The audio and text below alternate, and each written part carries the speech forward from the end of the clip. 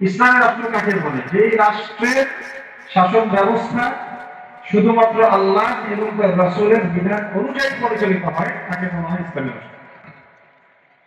জাতীয় ওলামা মাশায়েখ আইয়ুব পরিশুদ্ধ হাদিসে এসেছে যে মসজিদের মধ্যে মানুষ শোরগোল এবং হট্টগোল করবে কিয়ামতের আগে আগে। কিয়ামতের আগে আগে মানুষ মসজিদের মধ্যেই শোরগোল এবং হট্টগোল করবে, যেমন আমরা একটু আগে দেখলাম। তো যাদের মসজিদের আদব রক্ষা করার মতো এলেম হয় নাই, তাদের আগে সেই এলেম অর্জন করে মসজিদে আসা উচিত। আর সেই এলেম অর্জন করবে তারা পরিবারে। কোথায়? পরিবারে। তো যাদের পরিবারে পারিবারিক শিক্ষার অভাব, আমরা ধরে নিব যে তারা মসজিদের হক আদায় করতে পারে।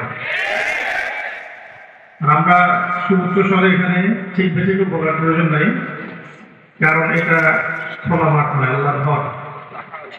এটা কি আল্লাহর ঘর? আমরা বুঝি কিনা? বাইতুল্লাহ কি আল্লাহর ঘর? বাইতুল্লাহ যখন বাইতুল্লাহের প্রতিপাদিনের নবী সাল্লাল্লাহু আলাইহি ওয়াসাল্লাম দিয়েছেন, খোলাফায়ে রাশিদা দিয়েছেন, তখন তারা কি সাহাবায়ে কেরাম কি এইভাবে হট্টগোল করতেন? তারা কি এমন করতেন যে নবী সাল্লাল্লাহু আলাইহি ওয়াসাল্লাম বক্তব্য দিচ্ছেন আর সাহাবীরা কাগজ অথবা খেজুরের ছাল এগুলো নিয়ে আল্লাহ নবী সাল্লাল্লাহু আলাইহি ওয়াসাল্লামের চিত্র অঙ্কন করার চেষ্টা করছেন? এমন কখন হয়েছে? তাহলে আমরা কেন ছবি তুলতে আসি? তাহলে আমরা কেন ছবি করি, ছবি তুলি কেন? একজন মানুষ যিনি আপনার সামনেই বসে আছে তার ছবি তোলার কি দরকার? যে মানুষটা আপনার সামনে বসেই বক্তব্য দিচ্ছে তার ছবি তোলার কি প্রয়োজন? আর সবকিছু আমাদেরকে এত প্রচার করতে হবে কেন? সবকিছু সবাইকে কেন জানাতে হবে? অনলাইন, ফেসবুক, ইউটিউব এগুলো আমাদের উপকারও যেমন করেছে, ক্ষতিও করেছে অনেক বেশি। সবকিছু সবাইকে জানাতে হয় না। আমরা যদি ওলামায়ে কেরাম একত্রিত হয়ে দেশটাকে গড়ে তুলতে চাই, দেশের শাসন ক্ষমতায় যেতে চাই, তাহলে সব কাজ কি আমাদেরকে খোলামেলাই করতে হবে, নাকি বেশিরভাগ কাজ গোপনে করতে হবে? সেকুলাররা, রাম বাম প্রগতিশীল যারা আছে, এরা কি প্রকাশ্যে কাজ করছে না গোপনে গোপনে কাজ করছে? বাংলাদেশে বহু মানুষ খ্রিস্টান হয়ে যাচ্ছে দিন দিন। এই নিউজটা কি আপনারা প্রতিদিন অনলাইনে পান? কেন পান না? কারণ তারা তাদের কাজ সবকিছু প্রকাশ্যে করে না, গোপনে করে। বাংলাদেশে বহু জেলা আছে যে জেলাগুলোর একটা বড় অংশের মানুষ এখন বিশ্বাস করে যে নবী সাল্লাল্লাহু আলাইহি ওয়াসাল্লামের পরেও নবী আসতে হবে। মির্জা গোলাম আহমেদ কাদিয়ানী তাদের একজন, এমনটা তারা বিশ্বাস করে। রাজবাড়ী সফর করে আমরা এটা দেখেছি, সুনামগঞ্জ সফর করে দেখেছি, এমনকি সুন্দরবনের গহীন জঙ্গলের মধ্যেও তারা তাদের উপাসনালয় তৈরি করেছে। তাও একটা, দুইটা না, 5টা। তারা কি তাদের কাজগুলো প্রকাশ্যে করে? তারা প্রকাশ্যে তাদের পানি বিক্রি করছে, পানি প্রকাশ্যে তাদের প্রোডাক্ট বিক্রি করছে। ওযু করার বদনা থেকে শুরু করে আপনার খাওয়ার পানি পর্যন্ত সবই তাদের প্রোডাক্ট। তারা তো আসল জায়গায় কাজ করছে।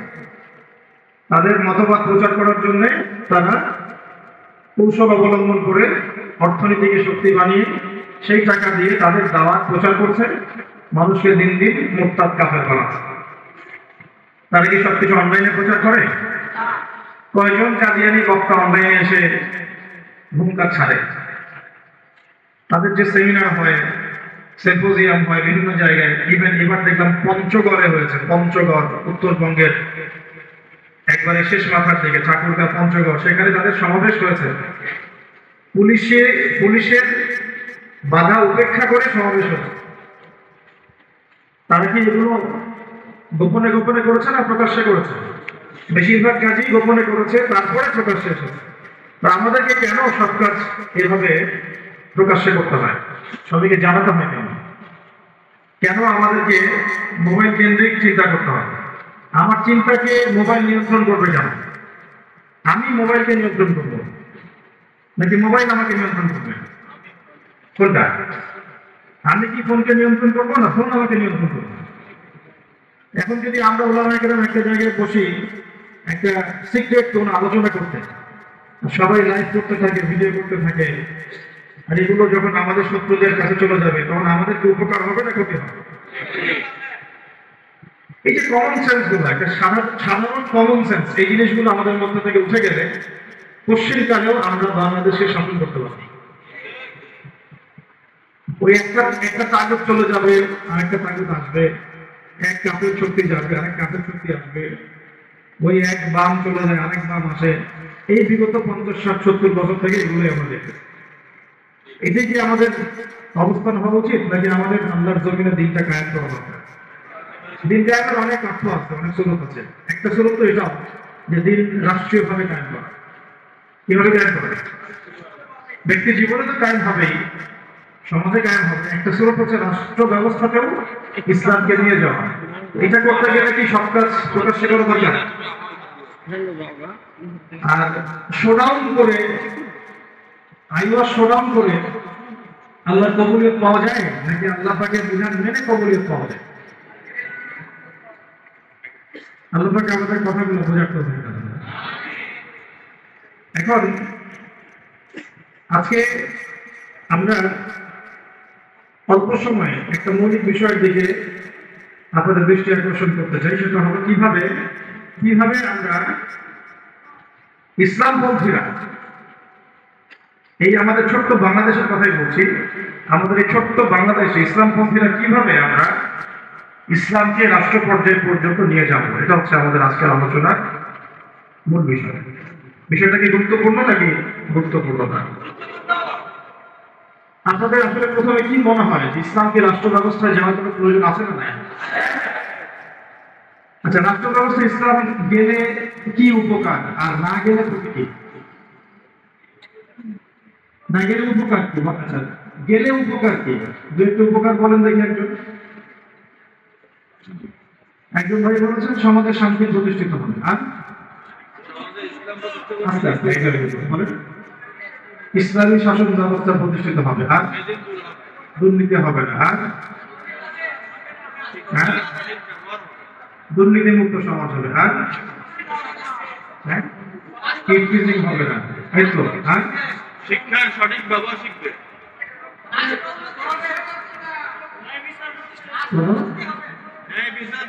কোরআন হাদিসের বাইরে কোনো বিধান থাকবে না। আচ্ছা, সকল ধর্মের অধিকার নিশ্চিত হবে। রাষ্ট্রের উন্নতি হবে, নামাজ কায়েম হবে, আর যাকাত প্রতিষ্ঠিত হবে, ইসলামী সমাজ বিনির্মাণ হবে। আচ্ছা, এখন বলে দেখি ইসলামী রাষ্ট্র ব্যবস্থা না থাকলে আমাদের ক্ষতি কি?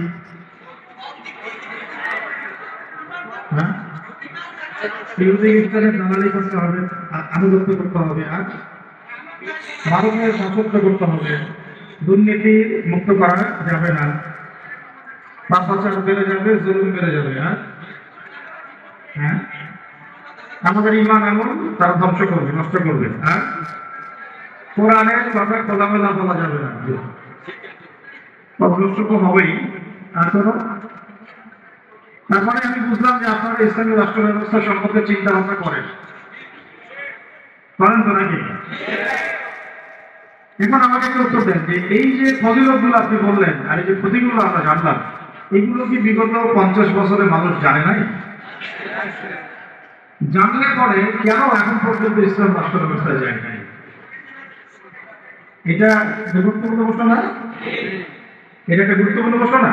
আমরা তো জানি যে আসলে ইসলামী রাষ্ট্র ব্যবস্থা থাকলে এই ফজিলত হবে, আর না থাকলে এই বড় বড় ক্ষতিগুলো হবে। এটা জানার পরেও কেন আজ পর্যন্ত আমরা ওই জায়গায় যেতে পারলাম না? কেন? কি মনে হয় আপনাদের? একটা কারণ বলেন নাকি, কেন পারলাম না আমরা? একজন করে বলেন, তাহলে কি শুনে। ইমানি শক্তি দুর্বল, একতা নাই। মাশাআল্লাহ, ছোট একটা ছেলে মানে বড় একটা কথা বলেছে, একতা নাই। তারপরে দিনী শিক্ষার অভাব, ভেরি গুড। তারপরে দুনিয়াবি প্রযুক্তিগত শিক্ষারও কিছু অভাব আছে। তারপরে লোক, কিসের ক্ষমতা, দুনিয়ার লোক। আর বলেন, একটা মৌলিক কথাই তো বললেন না। প্রযুক্তির অভাব, ব্যক্তিগত জীবন ইসলামের অভাব, মৌলিক কিছু কথা অবশ্য আসছে না। আরো সুযোগ দিচ্ছি, বলেন দেখি। কোরআন শিক্ষা দেওয়া হলো, যিনি দাঁড়িয়েছেন বলেন। ভোগবাদিতা। আর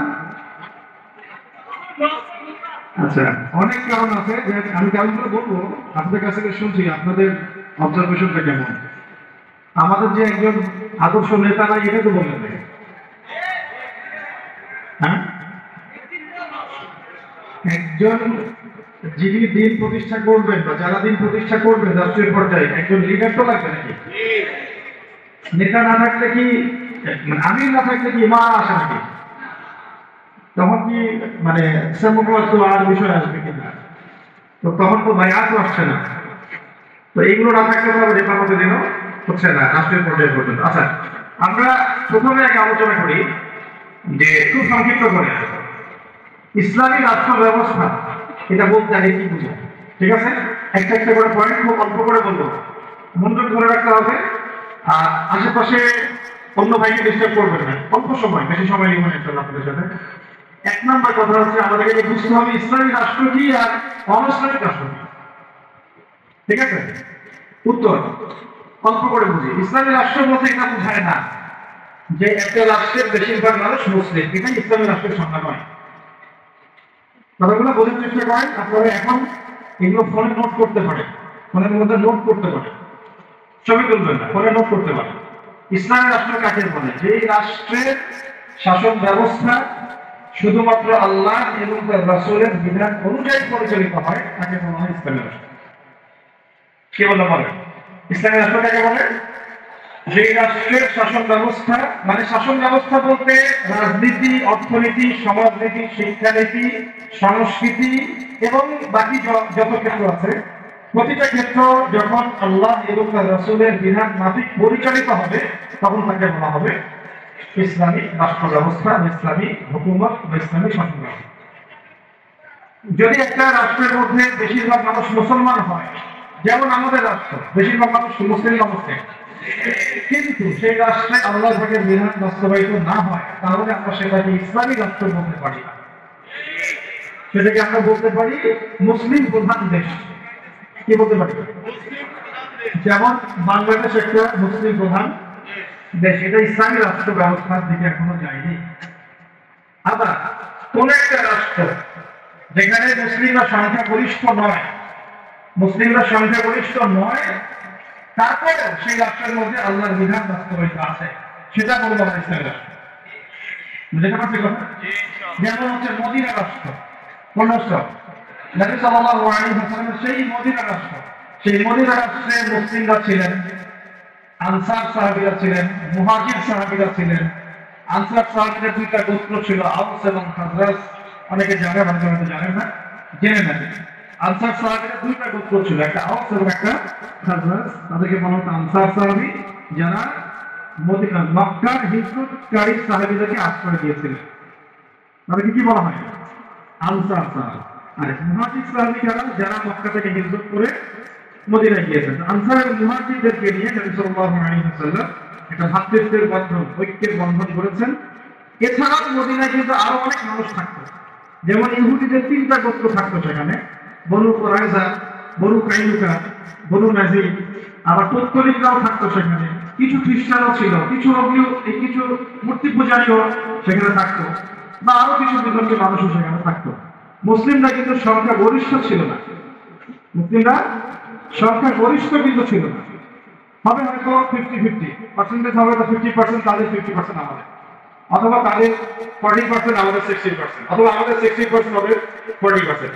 কিন্তু এমন ছিল না যে আমাদের দেশের মতো 90% মুসলিম, এমন ছিল না মদিনার অবস্থা, এমন ছিল না মদিনার অবস্থা। আমি কি বুঝতে পারছি ভাই? মদিনার হালতটা কিন্তু আমাদের দেশের মতো এরকম ছিল না যে 90% মুসলিম মদিনায়, বাকি সব মুসলিম, এমন না। বরং হয়তো 50-50 বা 60-40 বা 46।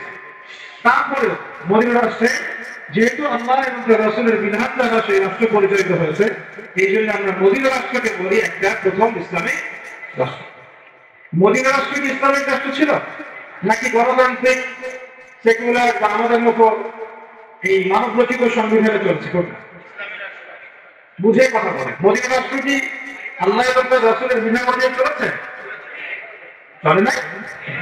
নাকি গণতন্ত্র দিয়ে চলেছে, ধর্মনিরপেক্ষতা দিয়ে চলেছে, নাকি কমিউনিজম দিয়ে চলেছে, জাতীয়তাবাদ দিয়ে চলেছে, নাকি মানব রচিত সংবিধান দিয়ে চলেছে? কোনটা? এতটুকু তো জ্ঞান আমাদের থাকা উচিত। মদিনার রাষ্ট্র চলেছে আল্লাহ এবং তার রাসূলের বিধান মোতাবেক, যদিও সেখানে আমরা সংখ্যাগরিষ্ঠ নই, তারপরেও বিধান চলেছে কার? আল্লাহ। এই কারণে মদিনা হচ্ছে একটা ইসলামী রাষ্ট্র। কিন্তু পক্ষান্তরে বাংলাদেশের দিকে যদি আমরা তাকাই, এখানে যদিও আমরা 90% মুসলিম, কিন্তু এই দেশটা শাসিত হচ্ছে সেই 70-80-100 বছর থেকে মানব রচিত সংবিধান দিয়ে।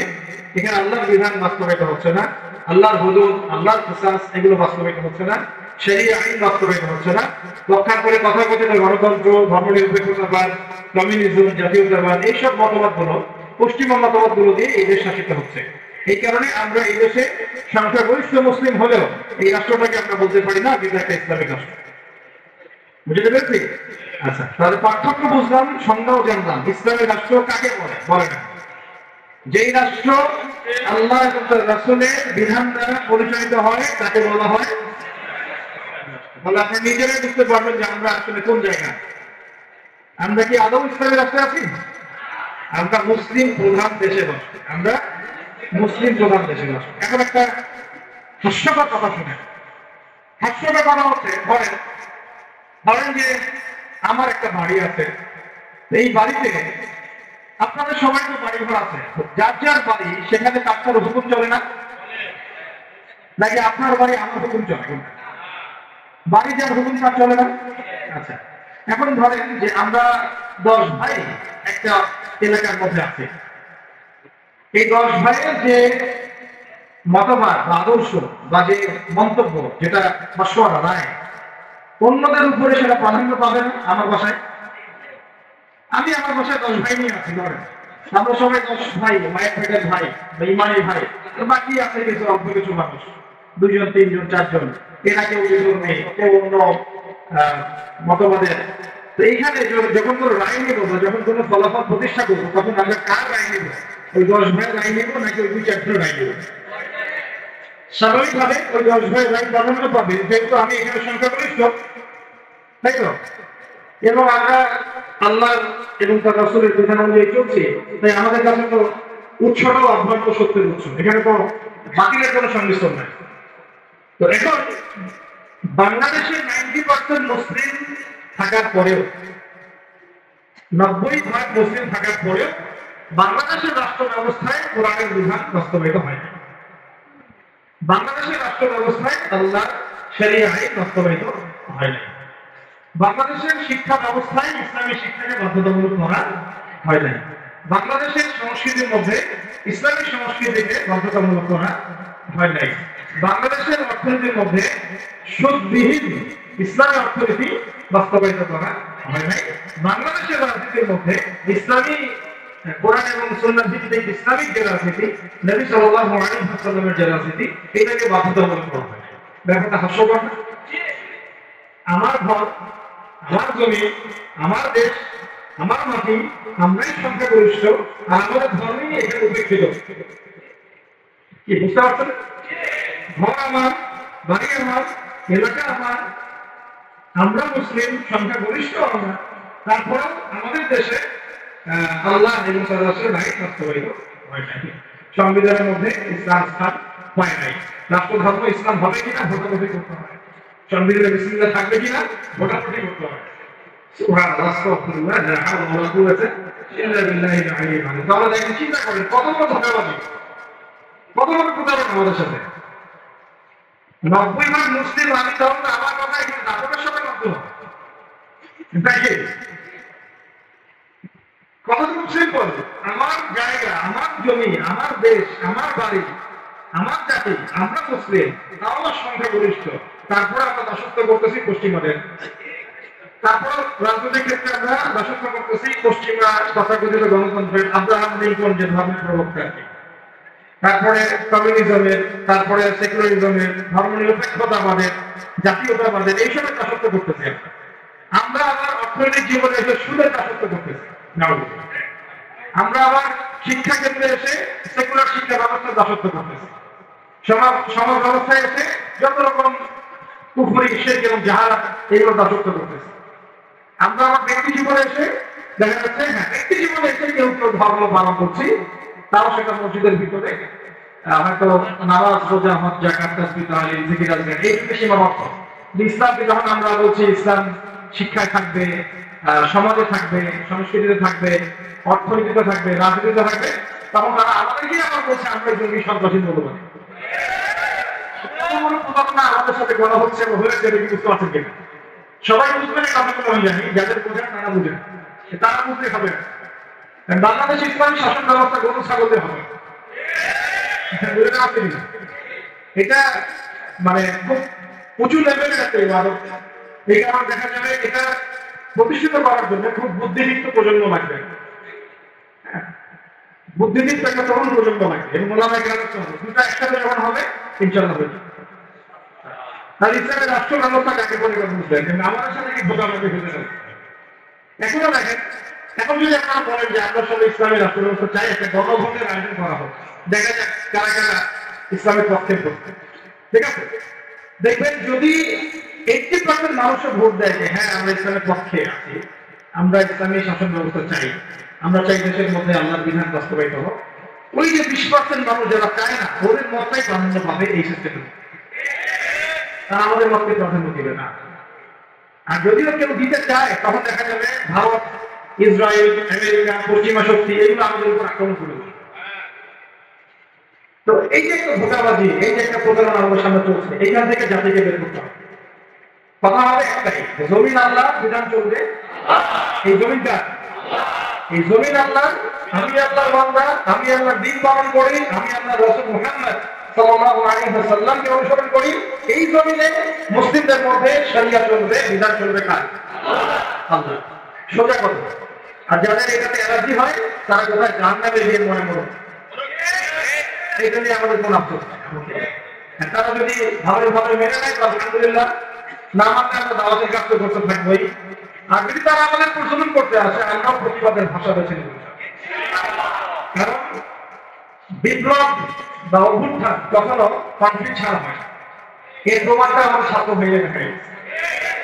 একটা আদর্শকে যদি আপনি রাষ্ট্র পর্যায়ে পর্যন্ত নিতে চান, সবসময় শুধু দাওয়াতের মেহনত দিয়ে যথেষ্ট হবে না, অনেক সময় প্রতিবাদের ভাষারও প্রয়োজন আছে। কিন্তু প্রতিবাদের ভাষায় কথা বললে যে কাজ হয়, এটা তো জুলাই মাসে প্রমাণ বহন করছে, বহন করছে না। এখন যারা জুলুম করেছে ছাত্র ভাইদের উপরে, এই ছাত্র ভাইরা যখন এটাকে প্রতিবাদ করেছে, তার একটা দাবি নিয়ে যখন এক দফা দাবি নিয়ে যখন রাস্তায় নেমেছে, তখন আমরা কি ছাত্র ভাইদেরকে বলছিলাম যে ছাত্র ভাইরা জঙ্গি? বুঝে আসতে বলেন তো, কেউ কি বলেছে এই ছাত্র ভাইরা সন্ত্রাসী, এই ছাত্র ভাইরা উগ্র? বলেছে কেউ? কেউ যদি বলে থাকেও, এই কথাটা কি সঠিক হবে না ভুল? এই কথাটা কি ইনসাফ হবে না জুলুম? বরং এই ছাত্র ভাইরা ছিল মাজলুম, তাদেরকে নির্বিচারে গুলি করে হত্যা করা হয়েছে। এর পরবর্তীতে তারা এই পদক্ষেপ নিয়ে রাস্তায় নেমেছে, প্রথমে তো তারা নামে নেই, বুঝছিল না। এখন একটু একটা বিষয় খেয়াল করে দেখেন, গণতান্ত্রিক পদ্ধতিতে এইরকম কনফ্লিক্ট গুলোকে কিন্তু আমরা জঙ্গিবাদ, সন্ত্রাসবাদ এগুলো বলি না, বলি? এই গণতান্ত্রিক পদ্ধতিতে এই ধরনের কনফ্লিক্ট গুলোকে, এই যে কনফ্লিক্ট বুঝেন কিনা, কনফ্লিক্ট মানে যে সংঘর্ষগুলো, এগুলোকে কিন্তু আমরা জঙ্গিবাদ, সন্ত্রাসবাদ, মৌলবাদ বলছি না। কিন্তু এই ছাত্র ভাইদের জায়গায় যদি রাস্তায় আমি, আপনি, ওনারাই কেন থাকতাম, তাহলে আমাদেরকে তারা বলতো এরা মৌলবাদী, জঙ্গি এবং সন্ত্রাসী। বুঝতে পারছেন? ঠিক এই ঘটনাটাই ঘটেছিল ছাত্রচক্র, এরকমই ঘটনা। ওই সময় তো ছাত্র ভাইরা আমাদের সামনে ভেবেছিলেন না, ছিল শুধু ওলামায়ে কেরাম এবং কন্যা যারা তারা ছিলেন। এখন হচ্ছে তখন কিন্তু আমাদেরকে জাতির সামনে এবং পুরো বিশ্ব মিডিয়া উপস্থাপন করা হলো, এরা এরা জঙ্গিবাদী, এরা সন্ত্রাসী। কতজনের ঘাড়ে 10-20 করে মামলা তুলা দেওয়া হলো, কত ভাইকে সারদা চত্বরে নির্মমভাবে গুলি করে হত্যা করা হলো। তো এই যে বিষয়গুলো, ইসলামকে কিভাবে তারা সমাজ থেকে সম্পৃক্ত করে, এটা থেকে বুঝতে হবে। যখন ইসলামের প্রশ্ন আসে, তখন তারা আমাদের উপর এমন জুলুমের স্টিম রোলার চালায় যেটা আবু জেহেলও করে নাই, কিন্তু গণতান্ত্রিক পদ্ধতিতে যখন তারা কোনো কনফ্লিক্টে যায়, তখন তারা কিন্তু এটাকে জঙ্গিবাদ, সন্ত্রাসবাদ বলছে। বরং আমরা বলছি ছাত্র ভাইরা সাহসিকতার পরিচয় দিয়েছেন এবং তারা ছিলেন এখানে সবচেয়ে হকপন্থী। তারা হকপন্থী ছিলেন না, বিপরীত পক্ষে হকপন্থী ছিল। এখন হকের তো বিষয় হল, এটা তো দেখলাম আর বিজয়ের সময় কি তারা শুধু দাওয়াত দিয়েছে? যখন তাদেরকে মেরেছে তারা কি বলেছে ভাই আর মারিয়েন না, আল্লাহর রাস্তায় মারিয়েন না? এই তারাও তো একটা লাঠি নিয়ে প্রতিবাদ করেছে। এই প্রতিবাদকে যদি এমন না করতে যাই তো তাহলে সমস্যা ছিল। এই প্রতিবাদে যদি আমরা ওলামায়ে না করতে তাহলে সমস্যা ছিল। এই প্রতিবাদগুলো যদি আমরা বেশি না ওই যে কুরবানির জমাই করা শুরু করে নিয়ে বেরোতাম তাহলে অস্ত্র সম্পর্ক নাই, ওই অস্ত্র সবার পাশে একটা কুরবানি গরু জবাই করে ছবি তারা বের হচ্ছে কি নিয়ে, সাউন্ড গ্রেনেড নিয়ে, মেশিন নিয়ে, AK-47 নিয়ে শুয়ে শুয়ে গুলি করতেছে আর বলতেছে যে 5 টাকা মারলাম 10 টাকা মারলাম। ভিডিওটা দেখেন না? এর বিপরীতে ছাত্র ভাইরা কি নিয়ে বেরোচ্ছে? লাঠি ছোট একটু কেলেই তো, এই তো। এমনকি ওই যে আপার অনুসারী যারা ছিল তারা যে অস্ত্রশস্ত্রগুলো নিয়ে সরাম করেছিল আর কি, সেগুলো তো ছাত্র ভাইদের কাছে ছিল কি? ছিল। এমনকি মেয়েদেরকেও মার্কেটে হচ্ছে, তাই না? কথা হচ্ছে এর যদি 10% ওলামায়ে কেরাম কেউ করতো তাহলে সারা দুনিয়া জুড়ে একটা ইস্যু তৈরি করা হতো যে বাংলাদেশ একটা মৌলবাদী রাষ্ট্র হয়ে গেছে। আপনাদেরকে বিশ্বের এই দাজ্জালীয় সভ্যতার এই ষড়যন্ত্রগুলো বুঝতে হবে। দাজ্জালীয় সভ্যতার বৈশ্বিক ষড়যন্ত্রগুলো বুঝতে হবে। এই সমস্যাটা শুধু আমাদের আঞ্চলিক সমস্যা নয়, এটা একটা বৈশ্বিক সমস্যা। যখনই মুসলিমদের উপর জুলুম হয়, মুসলিমরা যদি মার খায়, মার খাওয়া অবস্থাতেও তাদেরকে বলা হয় সন্ত্রাসী। আর যদি তারা প্রতিবাদের ভাষা বেছে নেয় তাহলে তো সারা বিশ্ব মিডিয়া ভালো করে প্রচার করে যে এই মুসলিমরা জঙ্গি সন্ত্রাসী, এরা উগ্রবাদী, এরা রাষ্ট্র অস্থিতিশীলতা সৃষ্টি করতে চায়, এদেরকে রাষ্ট্র থেকে হটাও, এদেরকে গুম করো, এদেরকে খুন করো, এদেরকে কষ্টায় দিয়ে দাও। এইভাবেই জুলুম করা হয়েছে আমাদের সাথে বিগত প্রায় 50 বছর ধরে। তাই নামটাও আসছে শুধু মুসলিম রাষ্ট্র না, আমরা চাই একটা পরিপূর্ণ ইসলামী রাষ্ট্র। যতদিন পর্যন্ত পরিপূর্ণ ইসলামী রাষ্ট্রের শাসন ব্যবস্থা কায়েম না হচ্ছে ততক্ষণ ওলামায়ে কেরামদের দুর্দশা দূর হবে না। আমাদের দুর্দশা দূর হবে না, আল্লাহ কিন্তু হবে না। বরং ওরা মসজিদ মাদ্রাসাগুলো পর্যন্ত নিয়ন্ত্রণ করতে থাকবে। নিয়ন্ত্রণ করে না তাকে। এমনকি জুমার খুতবায় চিঠি পাঠায় দেওয়া হতো যে এই যে বিষয়ে আলোচনা করবেন বাকি তাদেরও না যেন কথা না যায়। প্রত্যেকটা মসজিদে ডিজিএসআই বসে থাকতো, এনএসআই বসে থাকতো, ডিবি লোকজন বসে থাকতো। হয়তো এখনো থাকে কিন্তু অত সাহসিকতার সাথে হয়তো বের হতে পারবে, কিন্তু আছে।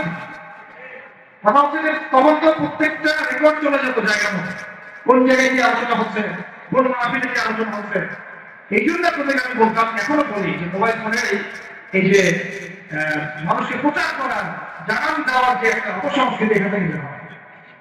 কিছু কাজ গোপনে করতে শিখে তারা গোপনে গোপনে এইভাবে দায়ীদের, আলেমদের নাম লিস্ট করে গোপনে গোপনে থাকবে। তো কাউকে গুম করার সময় তারা কিন্তু লাইভে এসে অমুককে আসতে গুম করবো বলতে কখনো। আমরা তো দেখা যায় এমন একটা অবস্থা, কোথাও বাস করতে গেলে আজকে বাস করে আসলাম 1.5 ঘন্টা, আল্লাহ যেন কাজে বরকত দান করেন, জানাইতেই হবে মানুষকে। না জানলে পর্যন্ত তারা এবার করে কখন হচ্ছে না। এই যে একটা সাইকোলজিক্যাল ডিসঅর্ডার, আমি বলি এটা সাইকোলজিক্যাল ডিসঅর্ডার। মানে আমাদেরকে আরো অনেক স্মার্ট হতে হবে। এত সহজ না রাষ্ট্র পর্যায়ে পর্যন্ত ইসলাম নিয়ে যাওয়া। আমাদের ভিতরে ভিতরে কাজ করতে হবে, গোপনের উপরে কাজ করতে হবে। নবী সাল্লাল্লাহু আলাইহি ওয়াসাল্লাম প্রথম 3 বছর গোপনে দাওয়াত দিয়েছেন। কত বছর? 3 বছর টানা কিছু কাজ গোপনে করতে হয়, কিছু কাজ গোপনে করতে হয়। তার জন্য কিছু দোয়া গোপনে করতে হয়। এই গোপন দোয়াতে উম্মত রাদিয়াল্লাহু আনহু পর্যন্ত মানুষ ইসলাম কবুল করে। ভালো করে বুঝবেন, সবকিছু প্রচার করতে হয়। হ্যাঁ, প্রচার আমি করবো, যেটা প্রচার করা প্রয়োজন, যেটা প্রচার করা দরকার, যেটা প্রচার করলে কাফের গায়ে জ্বালা পড়বে, সেগুলো তো প্রচার। কিন্তু সবকিছু সব জায়গায় প্রচার করতে হয় না, এটা আমাদের বুঝতে হবে। এখন যারা বাংলাদেশকে শাসন করছে এখনো, তারা কি সব পলিসিগুলো সমস্যার উন্মুক্ত করছে? করছে না। গোপনে গোপনে কি হচ্ছে আল্লাহ ভালো।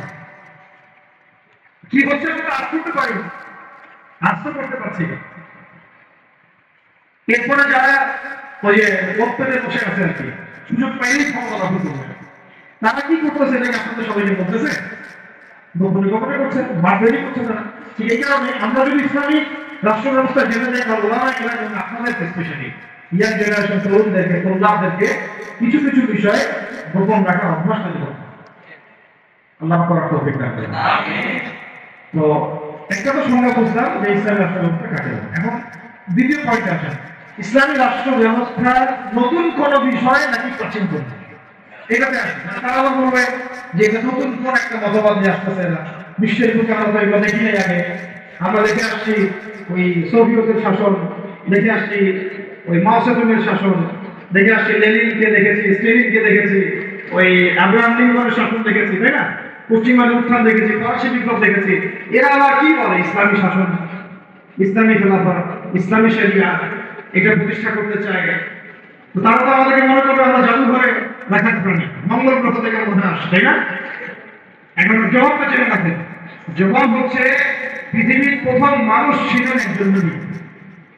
বলেন কি বললাম? পৃথিবীর প্রথম মানুষ ছিলেন একজন কি নাম? আদম আলাইহিস সালাম। আদম আলাইহিস সালামকে আল্লাহ পাক কি হিসেবে সৃষ্টি করেছেন? জবাব খলিফা হিসেবে। কি হিসেবে? وَإِذْ قَالَ رَبُّكَ لِلْمَلَائِكَةِ إِنِّي جَاعِلٌ فِي الْأَرْضِ খলিফা। স্মরণ করুন হে নবী সেই সময়ের কথা যখন আমি ফেরেশতাদেরকে বলেছিলাম যে আমি পৃথিবীতে আমার খলিফা পাঠাতে চাই। আমরা দুনিয়াতে কার খলিফা? খলিফা মানে কি সেটা আমাদের জানা উচিত। ঘুম পাচ্ছে? ঘুম পাচ্ছে কি? একটু জায়গায় থাকেন, এরকম বহু রাতের পর রাত না ঘুমায় কাটাতে হবে, তারপর চিন্তায় হবে। এখন আমার তো মনে হয় বিগত ৩-৪ বছরে আমরা ৪ বছর টানা রাত্রেবেলা মনে শান্তিতে ঘুমাই নাই। ঠিক আছে, ঘুম কমাতে হবে, পরিশ্রম বাড়াতে হবে, মেহনত বাড়াতে হবে, খাওয়া কমাতে হবে, এরকম ভুল বাড়ানো যাবে না। শরীর চর্চা করতে হবে, কসরত করতে হবে, ঠিক আছে, শক্তিশালী হতে হবে মানসিকভাবে, শারীরিকভাবে, ইমানের দিক থেকে, আমলের দিক থেকে। এত দুর্বল হলে চলবে না। বুঝতে পারতে ভাই? সাহাবীদের জীবনীগুলো পড়ে, নবী সাল্লাল্লাহু আলাইহি ওয়াসাল্লাম সিরাতটা পড়ে, দেখেন কিভাবে তারা কষ্ট করেছেন, দিনের কি পরিমাণ কষ্ট করেছেন। এটা নিয়ে ইনশাআল্লাহ আরেকদিন আলোচনা করবো। উহুদের যুদ্ধের ঘটনা যদি পড়েন দেখবেন সাহাবীরা কিভাবে কষ্ট করেছে, কিভাবে কষ্ট করেছে। 40টা 50টা তলোয়ারের আঘাত গায়ে নিয়েও নবী সাল্লাল্লাহু আলাইহি ওয়াসাল্লামকে কাঁধে করে উহুদের পাহাড়ে উঠেছেন। তালহা রাদিয়াল্লাহু আনহু নবীজি বলেছেন তোমরা যদি কোন জীবন্ত শহীদকে দেখতে চাও এই তালহাকে দেখো, সে বেঁচে আছে কিন্তু শহীদ হয়ে গেছে। সুবহানাল্লাহ। তো সাহাবীদের মতো ওইরকম ত্যাগের মানসিকতা। দিন মানে কোরবানি, দিন মানে কি? জানের কোরবানি, মালের কোরবানি, সময় কোরবানি। একদিন 1 ঘন্টা 2 ঘন্টা বসে থাকলে মানুষের মনে হয় যে আপনারা কি করে ফেললাম। আমরা এমনও গিয়েছি যে একজন উস্তাদের সাথে সাক্ষাৎ করা হবে, সারাদিন বসে আছে, উস্তাদ ব্যস্ত, বের হতে পারছেন না স্কুল থেকে, একজনের পর একজন, একজনের পর একজন আসছেন। অনেকে এমন হচ্ছে আপনার ইসলাম বিষয় কি কিনা পড়ছেন না, আবু জাহেল গোসাইকে অনেকে তার সাথে দেখা করতে যায়, সিরিয়াল না আসলে বাসা চলে আসে। তিনি এত ব্যস্ত কাজে, উম্মাহ ফিকির এত বেশি ব্যস্ত কাজ করছেন, তার হাজার গিয়ে তাকে বলাও সহজ কর না যে একজন দেখা করতে আসবে। তো কুরবানি ছাড়া তিনি প্রতিষ্ঠিত হবে না। যুব ভাইটাকে বলছি স্পেশালি শক্তিশালী হতে হবে, সব দিক থেকে শক্তিশালী হতে হবে। আল্লাহ তৌফিক দান করেন। এখন এটা কি নতুন কোনো মতবাদ কিনে এটা বলছিলাম, তাই না? আমাদের সামনে আমরা কি দেখি, দেখেন আমাদের সামনে যখন কোনো বাচ্চা জন্ম নেয় তার পিঠে একটা সিল মেরে দেওয়া হয়, হয় আওয়ামী লীগ বলে দিয়েছি। ভাবতে এখন যে বাইরে কিছু নাই, তাই না? আমার কাছে যদি বলেন দিন গায়ের কথা, বলবে যে আমার তো তাহলে 200টা আসন লাগবে, দিন গায়ে কত বেশি লাগবে? 200 আসন লাগবে, 300 আসন লাগবে, বা 250 আসন লাগবে, তাহলে আমরা দিন গায়ে করতে পারবো। অথচ আসন ব্যবস্থা ছাড়াও যে আল্লাহর জমিনে দিন কায়েম করা যায় এটাও তাদের মাথায় নেই। আসন ব্যবস্থার এই সিস্টেমটা ছাড়াও যে আল্লাহর জমিনে দিন কায়েম হয়েছে যুগের পর যুগ, এমনকি আমাদের কন্টিনেন্টের মধ্যে একটা রাষ্ট্র আমাদের পাশেই মিসাল হয়ে দাঁড়ায় আছে, আমাদের মাথায় আসে। বুঝতে পারছে কথা কি? কিছু বুঝতে পারছেন? আচ্ছা, আমাদের পারিবারিক ভাইদের কথা বলছি, বলে বলা বললাম ওরা কি ব্যাপকের মধ্য দিয়ে আসতে ক্ষমতা নেই। হ্যাঁ, যদিও আমাদের প্রেক্ষাপট এক নয়, আমি বলছি সিরাতের আদলে এই শুধুমাত্র ব্যাপকই একমাত্র পদ্ধতি নয়, আরো পদ্ধতি আছে, সেটা দাওয়াত, সেটা তাবলীগ, আমরুল মারুফ, সেটা নাকি সেটা গাজওয়াত সরিয়া, দাওয়াতের সাথে জিহাদ, দাওয়াতের সাথে জিহাদ করতে। তো এখন আমাদের সামনে আমরা যেটা দেখি যে আমাদের সামনে মনে হয় যে গণতন্ত্র, ধর্মনিরপেক্ষতা বা সেকুলারিজম, কমিউনিজম, জাতীয়তাবাদ, এগুলোর বাইরে মনে হয় কিছুই নাই। এখন আপনাদেরকে আমি বলছিলাম যে দেখুন প্রথম যে মানুষকে আল্লাহ পাক পৃথিবীতে পাঠিয়েছেন, যিনি একজন নবী, তাকে আল্লাহ খলিফা বলেছেন। কি বলেছেন?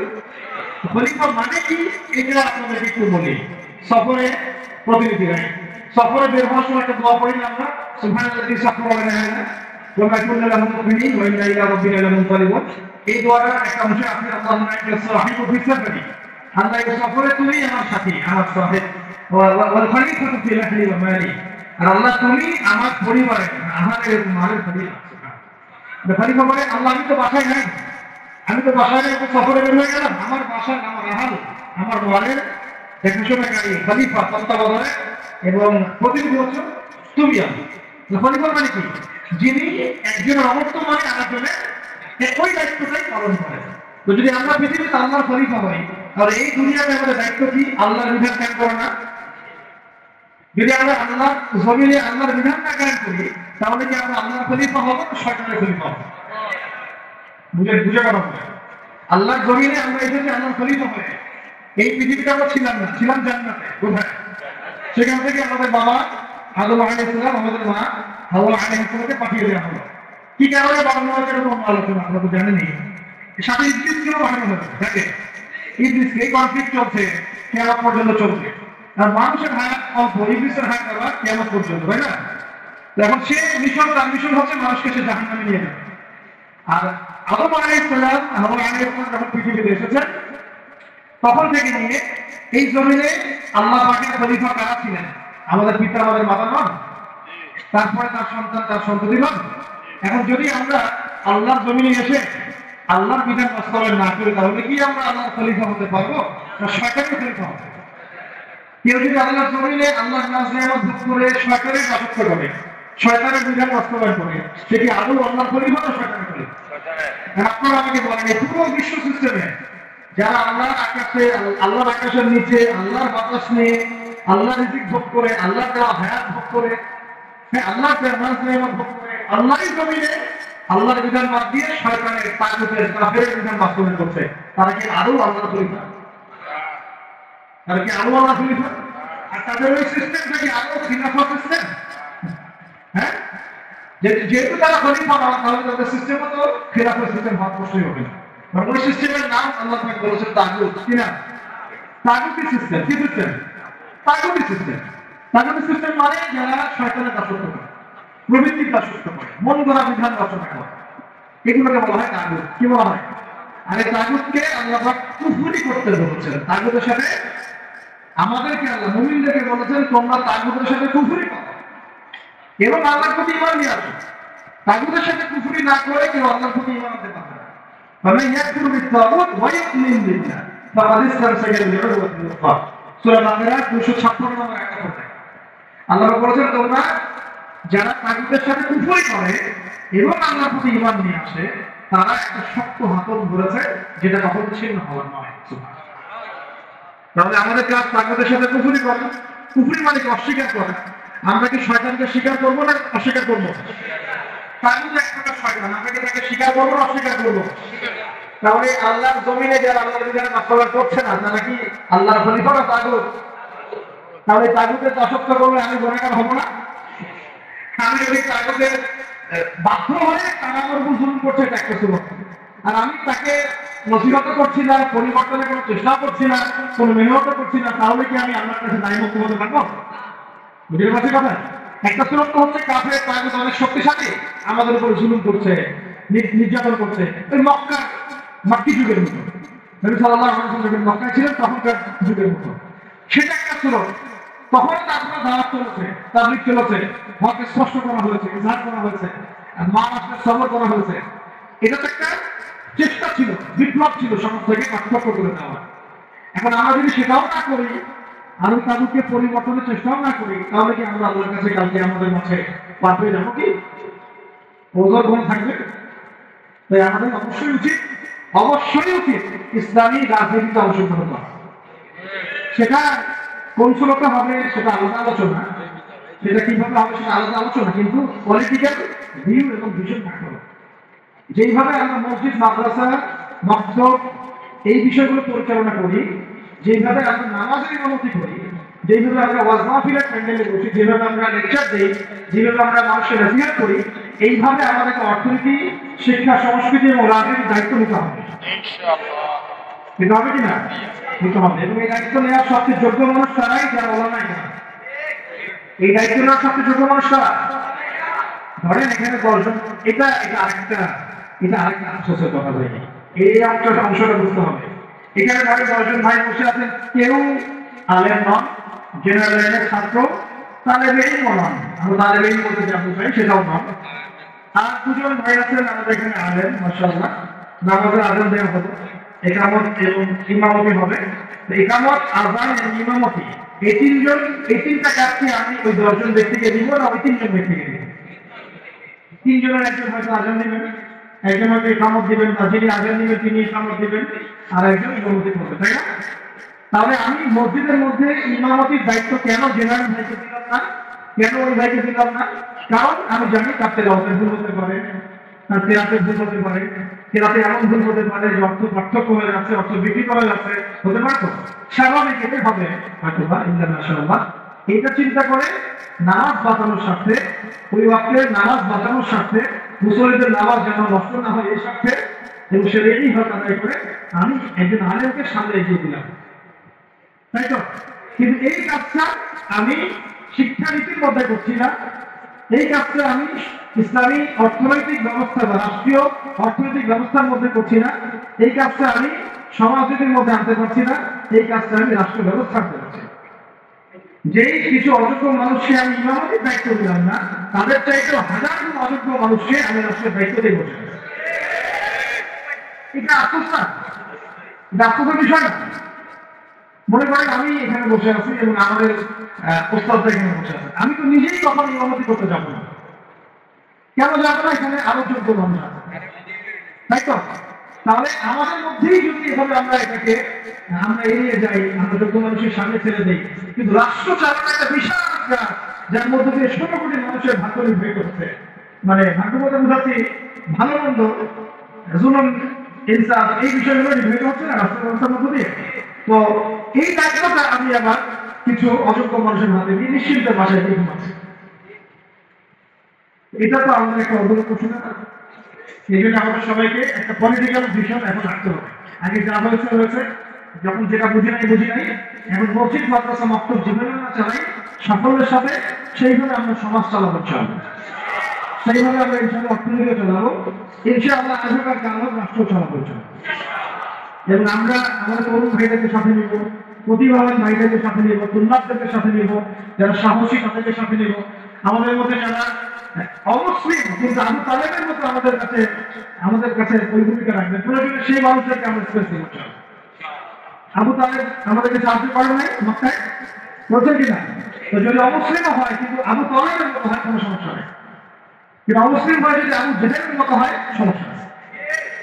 আমরা বুঝতে পারছি? তাহলে ইসলামের রাষ্ট্র ব্যবস্থা নতুন কোনো কনসেপ্ট নয়, বরং এটা একটা প্রাচীন কনসেপ্ট।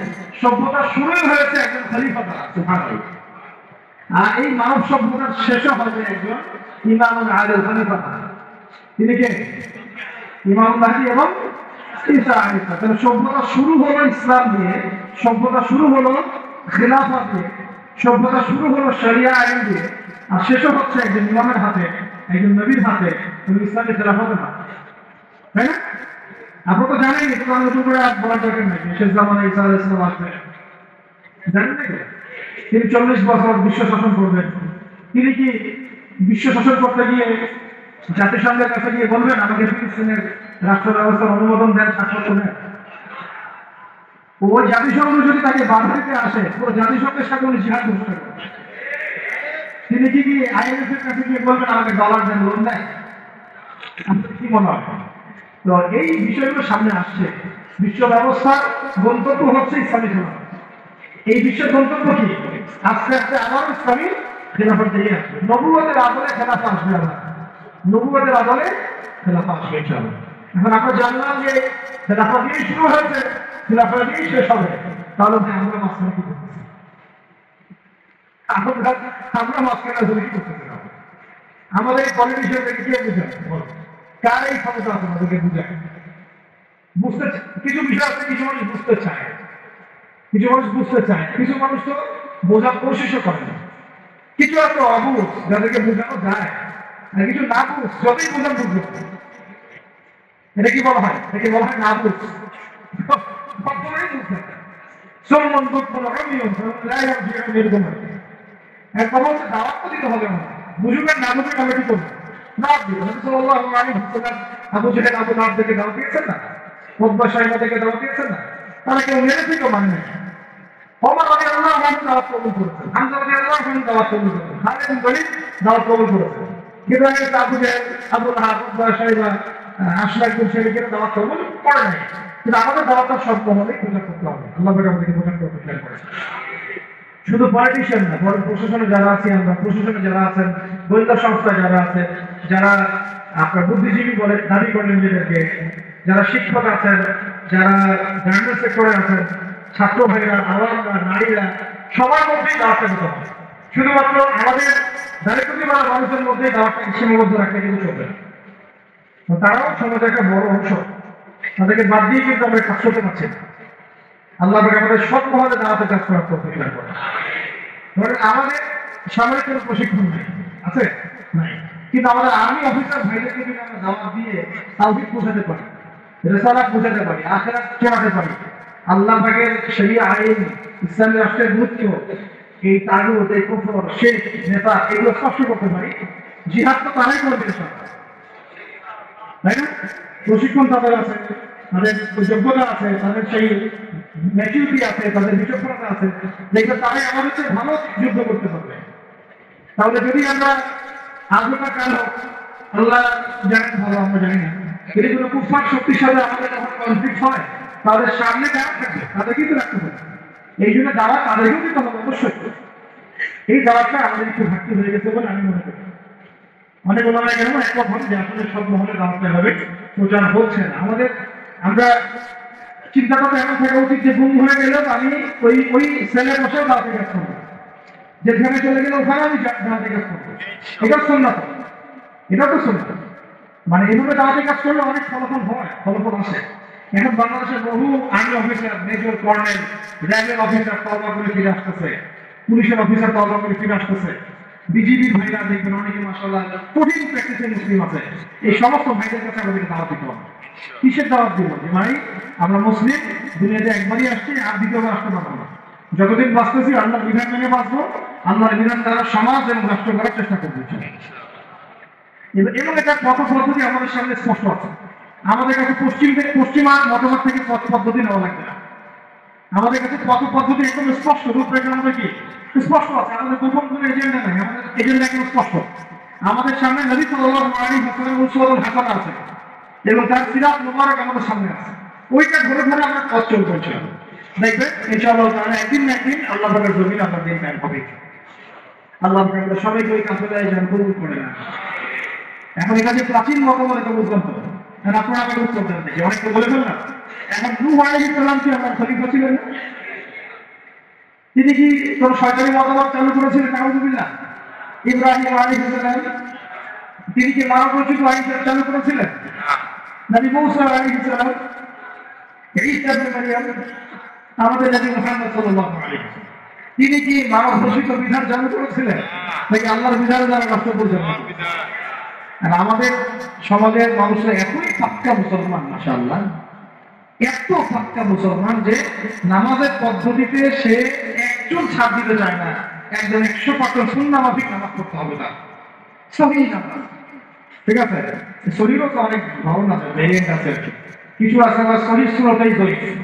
ঠিক আছে, বলতেছে শরীর, ওইটাই যে আবার একটা জয়ী ফাঁকি দেওয়া হচ্ছে, বুঝতে পারতেছে ওইটা আলোচনা না। আমাদের কথা হচ্ছে আমরা নামাজের ক্ষেত্রে দেখা যায় অনেক সময় খুব সতর্ক যে 100% আমি নবী সাল্লাল্লাহু আলাইহি ওয়াসাল্লামের সুন্নাহ মাফিক নামাজ পড়তাম। কিন্তু সেই নবী মুহাম্মদ সাল্লাল্লাহু আলাইহি ওয়াসাল্লামের সুন্নাহ মোতাবেক শিক্ষা ব্যবস্থা করা যায় না। তারপরে সংস্কৃতি সাজানো যায় না, ওই নবীর সুন্নাহ অনুযায়ী অর্থনীতি সাজানো যায় না, ওই নবীর সুন্নাহ অনুযায়ী রাষ্ট্র সাজানো যায় না, রাজনীতিও করা যায় না। এই যে একটা ধারণা, দেখেন কত মুসলিম, কত পাক্কা মুসলমান আমরা।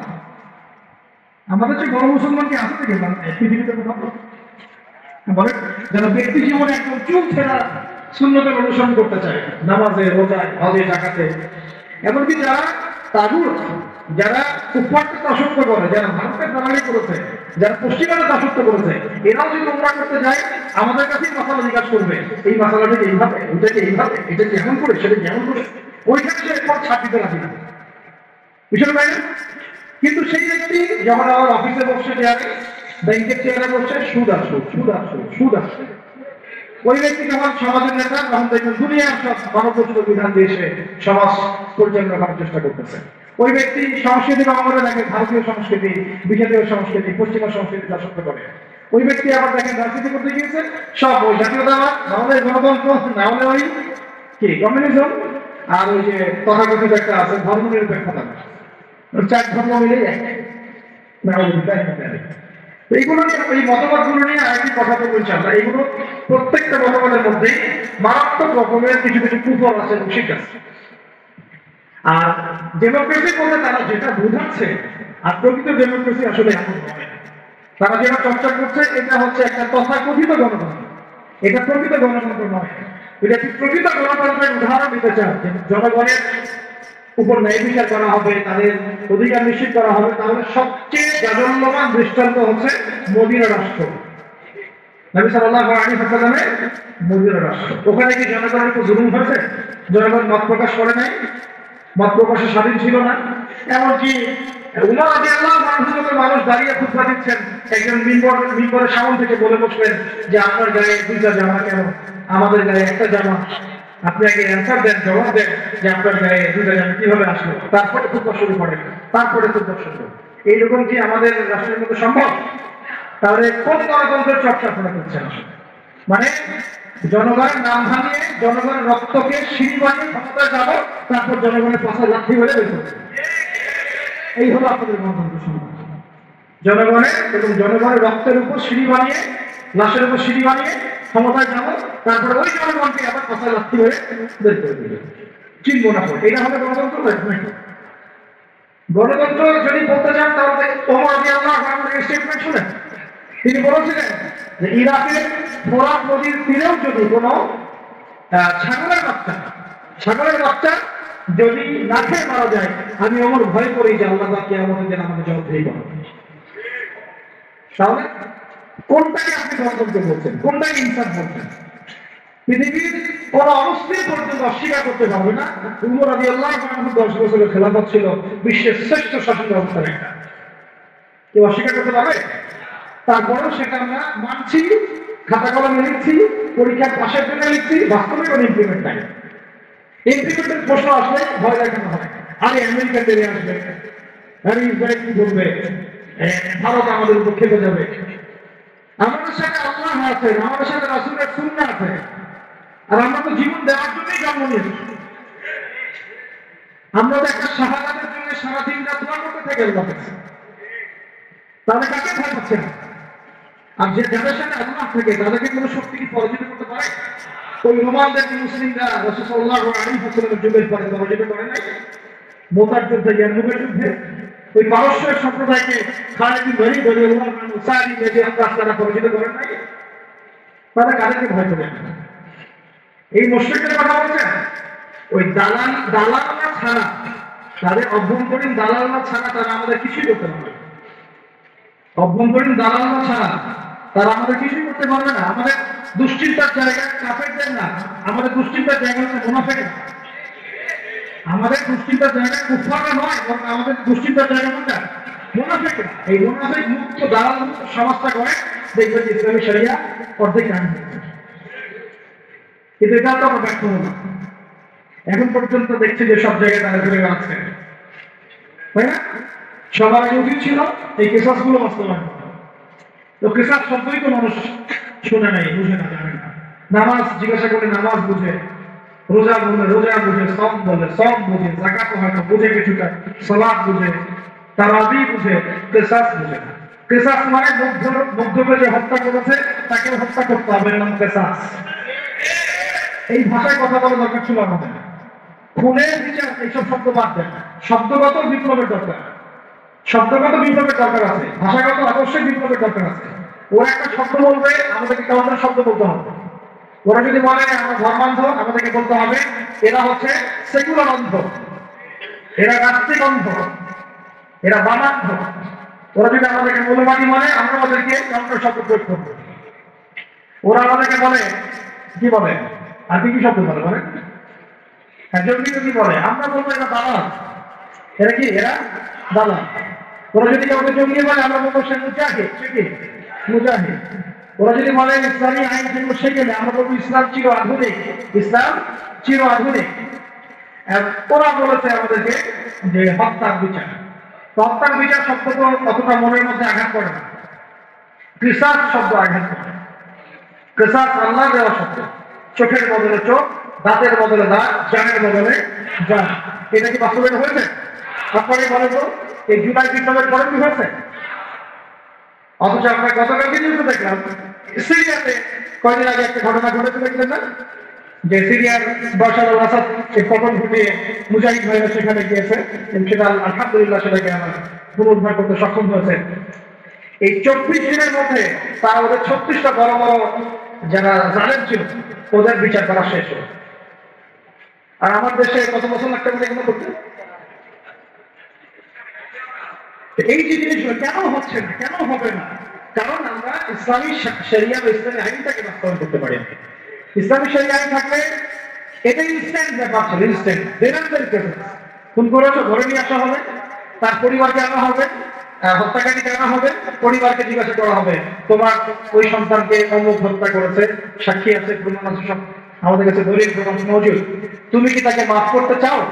তুমি কি তাকে মাফ করে মুক্তিপণ নিতে চাও, না তার কেসাস চাও? দুটো অপশন দেওয়া হবে। যদি পরিবার বলে যে আমি মুক্তিপণ চাই, আমাকে 100 উটের মূল্য দিলে হবে, তাহলে ওই ব্যক্তির বেঁচে থাকার সুযোগ আছে, ও ছাড়া পেয়ে যাবে। যে খুন করেছে সে মাফ পেয়ে গেল, কারণ পরিবার তাকে মাফ করে দিয়েছে। অনেক ঘটনা এমনও বলেছে যে হ্যাঁ আমি তাকে মাফ করবো যদি সে কোরআনে হাফেজ হয়, তাহলে যেখানে গিয়েছে পুরো কোরআন হিফজ করেছে তারপর সে ছাড় পেয়েছে, এমন ঘটনা ঘটেছে ইসলামী শরিয়ার মধ্যে। আর যদি সে বলে না আমি আমার ছেলের বিচার চাই, কেসাস চাই, যেভাবে আমার ছেলেকে হত্যা করা হয়েছে ঠিক সেইভাবে আমি তার কেসাস চাই, ওইভাবেই ইসলামী আদালত তার কেসাস বাস্তবায়ন করবে। একেবারে কোর্ট মার্শাল শেষ, এত সময় লাগে না। চুরি করেছে প্রমাণিত হলে জুমার নামাজ শেষ, চোরদের সামনে রাখা হবে, চোখ বন্ধ করে চোখ বেড়ে করা হবে, হাত রাখা হবে, বাকি যারা ল বাস্তবায়ন করবে তারা থাকবে, উপস্থিত কিছু জনতাও থাকবে। ইনস্ট্যান্ট কবজি পর্যন্ত হাত কেটে ফেলা হবে, চোখের বিধান শেষ। জনগণ দেখলো চুরি করলে এই বিধান, আরো কি চুরি পারবে না? নিশ্চয়ই পারবে। কি মনে হয় আপনাদের? জেনা করেছে, যেটা জেনা একদম কমন আমাদের সমাজে, জেনা রন্ধে রন্ধে ঢুকে দেয়। কি স্কুলে, কি কলেজে, কি ইউনিভার্সিটিতে খালি জেনা। এটার শাস্তি 100 টাকা, তাও জনসমক্ষে। প্রমাণিত হয় অবিবাহিত 100 টাকা জনসমক্ষে। আর যদি বিবাহিত হয়, এই যে পরকীয়া, দেবর ভাবি, শাড়িগুলা ভাই, চলতেছে না এগুলা? কম না বেশি বলে? প্রচুর প্রচুর আশঙ্কাজনক। এগুলোর বিচার হচ্ছে কোমর পর্যন্ত মাটিতে পুঁতে রজন করা, পাথর নিক্ষেপ করে হত্যা করা। আল্লাহ নবী সাল্লাল্লাহু আলাইহি ওয়াসাল্লাম নিজে এগুলো করেছেন, নিজে। এই সুন্নাহগুলো কথা জাদুঘরে থাকবে? যদি ইসলামী রাষ্ট্র ব্যবস্থায় শরিয়া পর্যন্ত আমরা যেতে না পারি, এগুলোর বাস্তবায়ন কখনোই হবে না, কখনোই হবে না। এগুলো কোরআনেই থাকবে, হাদিসেই থাকবে, পাতার মধ্যে পড়েই থাকবে, আমরা বাস্তবায়ন করতে পারবো না। আর বাস্তবায়িত না হলে সমাজ কখনোই পাপমুক্ত এবং জুলুম মুক্ত হবে না। দেখলাম তো আমরা বিগত 50-60-70 বছরে যতগুলো মতবাদ আসছে, কোন মতবাদ এই সমাজটাকে পরিপূর্ণ সংস্কার করতে পারে নাই, রাষ্ট্র সংস্কার করতে পারে নাই, এমনকি দুর্নীতি পর্যন্ত দূর করতে পারে নাই। উপর থেকে নিচ পর্যন্ত দুর্নীতিগ্রস্ত লোক দিয়ে ভর্তি আছে, উপর থেকে নিচ পর্যন্ত। কি মানে কি এমপি, কি মন্ত্রী, কি আমলা, কি বিচারক, কি এসপি, কি ডিসি, দেখবেন উপর থেকে নিচ পর্যন্ত এমন কোন সেকশন নাই যেখানে দুর্নীতি হয় নাই। এবং এটা তারাও জানে, এবং এটা তারাও জানে যারা করছে এবং করেছে। তারপরে ওই যে আমাদের একটা গাছ হয়ে নেওয়ার স্বভাব আছে, আমাদের জাতিগত একটা মারাত্মক স্বভাব আছে, বদ স্বভাব। সেটা হলো আমরা সবকিছুকে স্বাভাবিক করে দিই। একটা সময় সুদ খাইলে মানুষ লজ্জা পাইত, এখন স্বাভাবিক হয়ে গেছে। যে না করতো মানুষ লজ্জা পাইত, মানুষ জানলে কি হবে, ওপেন ঘুরে বেড়াচ্ছে মানুষ এগুলো। একটা সময় মদ খাইলে মানুষের চক্ষু লজ্জা কাজ করতো, এখন দেখেন মদের দুপুর হাতে নিয়ে নিয়ে মানুষ ঘুরতেছে, সিপাই চুলের মদ খাচ্ছে। একটা সময় কেউ যদি বলতো যে এটা সমকামী, ছেড়ে ছেড়ে যে না করে মানুষ তো আজকে উঠতো, এটা কেমন? এখন দেখেন ওরা অধিকার চাচ্ছে। কি আপনার হাসতেছেন? এলজিবিটিকিউ মানে কি? এলজিবিটিকিউ মানে সমকামিতাকে প্রমোট করা হবে। আর যদি এই একটা গুণ দিয়ে আরেকটা গুণ আসে, আমি আমি 80% নিশ্চিত এটা বাস্তবায়িত হয়ে যাবে। ইল্লা মাশাআল্লাহ, ইল্লা মাশাআল্লাহ। যদি একটা তাগুতের বদলে একটা তাগুত আমার আসে, দেখবেন এটা খুব সহজেই সমাজে বাস্তবায়িত হয়ে গেছে। এলজিবিটিকে ট্রান্সজেন্ডার দেখবেন সমাজে অ্যাভেলেবেল। আপনি পাত্রী করতে যাবেন আপনার ইয়ার জন্য, বাচ্চার জন্য, সন্তানের জন্য আগে চেক করতে হবে আসলে ছেলে না মেয়ে, না মেয়ে থেকে ছেলে হচ্ছে না ছেলে থেকে মেয়ে হচ্ছে। এইগুলো আসলে সামনে একটা একটা একটা করে দেখেন সব সরে দিয়েছিলাম না, এইভাবে আমরা কিন্তু তাগুতের বিধানগুলো সরে দিচ্ছি। একটা জাগরণ দরকার আমাদের মধ্যে, এবং এই জাগরণটা আমি আশা করি স্বপ্ন দেখি যে সাদা দাড়িওয়ালাদেরকে দিয়ে না হলেও কালো দাড়িওয়ালাদেরকে দিয়ে হবে। ভালো হবে ইনশাআল্লাহ। অনেক পড়াশোনা করতে হবে, অনেক পড়াশোনা করতে হবে, সবর করতে হবে, ধৈর্য ধরতে হবে, দাওয়াতের মেহনত করতে হবে, ওলামায়ে কেরামের সহমতে থাকতে হবে, তাদের কাছে দোয়া নিতে হবে। একদম একটা দুটা কাজ নয়, বহু কাজ একসাথে যখন হবে ওই পর্যায়ে যাবেন ইনশাআল্লাহ। আর আপনারা বলতে পারেন যে আমরা কেন ভাইদের মতো এইভাবে মাঠে নামি না, বা এইভাবে কেন আমরা ওইখানে যে রাষ্ট্র ক্ষমতার দিকে সহিংস কোনো পদ্ধতি বেছে কেন নেই না? কারণ নবী সাল্লাল্লাহু আলাইহি ওয়াসাল্লাম আমাদেরকে এইভাবে শিক্ষা দেন নাই। আমাদেরকে প্রথমে শিক্ষা দেওয়া হয়েছে আমরা জনমত গঠন করবো। কি করবো? জনমত গঠন করবো। সবার আগে আমরা জনগণকে বুঝাবো, তাওহীদ চেনাবো, শিরক চেনাবো, কুফর চেনাবো, তারপরে তাগুত চেনাবো, সুন্নাহ চেনাবো, নামাজি বানাবো, দাওয়াতের মেহনত চলবে, আমর বিল মারুফ চলবে, একই সাথে নাহি আনিল মুনকার চলবে। ইসলামী রাষ্ট্র ব্যবস্থার গুরুত্ব, ফজিলত, না থাকার ক্ষতি সবার সামনে উপস্থাপন করতে হবে। একটা জামায়াত তৈরি করতে হবে, আমাদের একজন ইমাম লাগবে, আমির লাগবে। এগুলো যখন একত্রিত হবে ইনশাআল্লাহ দেখবেন বাকি কাজ হয়ে গেছে। একটা ঘটনা একটা প্রেক্ষাপটে জন্ম দেয়। কোঠা আন্দোলনের একটা ঘটনা ছিল, একটা ঘটনা, সেটা আজকে দেখেন সার্জিসদেরকে নিয়ে আসছে এই জায়গায় নিয়ে আসে না। একটা ঘটনা একটা নেতৃত্বের জন্ম দেয়, একটা রেভলিউশনের জন্ম দেয়। শাপলা চত্বর ছিল একটা ঘটনা যেটা পারত বাংলাদেশের রাষ্ট্র ক্ষমতা ইসলাম ফেলে দেখতে, কিন্তু কেন জানি আমরা পারি নাই। হয়তো আল্লাহ পাক আরো ভালো কোনো পদ্ধতি আমাদের জন্য রেখেছেন হয়তো না, তবে কোনো কোনো ঘটনা আমাদের সামনে আল্লাহ পাক ঘটান যেগুলোর মধ্য দিয়ে একটা রেভলিউশন হয়ে যেতে পারে। যদি এই ভাইদের নির্মম ভাবে তারা এভাবে গুলি না করতো তাহলে তারাও কিন্তু এভাবে সহিংস হতো না, আজকে এরাও কিন্তু দেশ থেকে পালাতো না। তাই না? বিষয়টা আমরা কিন্তু কল্পনাও করেছিলাম যে এভাবে 2 মাসের মধ্যে এমনটা হতে পারে, কখনো কল্পনা করা হয় না। বরং মানুষ তো বলছিল যে এরা কখনো যাবে, এমন তো মনেই হচ্ছে না। তাই না? বিষয়টা 1 মাসের মধ্যে আল্লাহ করে দেখালেন। তাই ইনশাআল্লাহ সামনেও যদি এমন কোনো ঘটনা ঘটে যে ঘটনা ইসলাম পন্থীদের একটা ঐক্যের জন্ম দেয়, একটা লিডারশিপ নিয়ে আসে, একটা জামায়া নিয়ে আসে, ইমারা নিয়ে আসে, আমরা তখন আপনাদেরকে আমাদের পাশে চাই। আর যদি আপনাদেরকে আমরা পাশে না পাই তাহলে আমরা বুঝবো আপনারা শুধু ওয়াজ শুনে এক কান্দে ভোগান আর এক কান্দে দেবেন। এইভাবে এইরকম অডিয়েন্স আমরা চাই। আমি শুরুতে একটা কথা বলছি, ইসলামী রাষ্ট্র কায়েম করা চারটা খেলে কথা না, আর এটা গরু ছাগলদের খেলে হবে। এটার জন্য সাহসী, বুদ্ধিদীপ্ত এবং একটা জজবাওয়ালা তরুণ প্রজন্ম দরকার। আবেগ থাকতে হবে আমাদের। অনেকে বলে যে আবেগই কথা না, আবেগও থাকতে হবে। কারণ অনেক সময় আবেগ মানুষকে সাহসী ভূমিকা রাখার ব্যাপারে সহায়তা করে। এই যে বাচ্চাদেরকে যেমন আমার বাচ্চাই বলছে, ছোট ছোট বাচ্চা ছিল 15 বছর 20 বছরের আমাদের ভাইরা বোনরা, ওদেরকে যখন গুলি চালানো হচ্ছে ওরা কিন্তু আর বাসা থাকতে পারে না। কারণ সে দেখেছে আমার ভাইকে গুলি করা হবে, আমি কিভাবে বসে থাকবো? আমি আমাদের এক আত্মীয় কথা বলছি, এটা আমি বলিনি কখনো, সে বলেছে। দুঃসম্পর্কের একটা আত্মীয় আছে আমাদের আর কি। তো কোনো না কোনো ভাবে সে ওই ফ্যাসিস্টের যে দল তার সাথে সম্পৃক্ত হয়। বুঝতে পারছেন?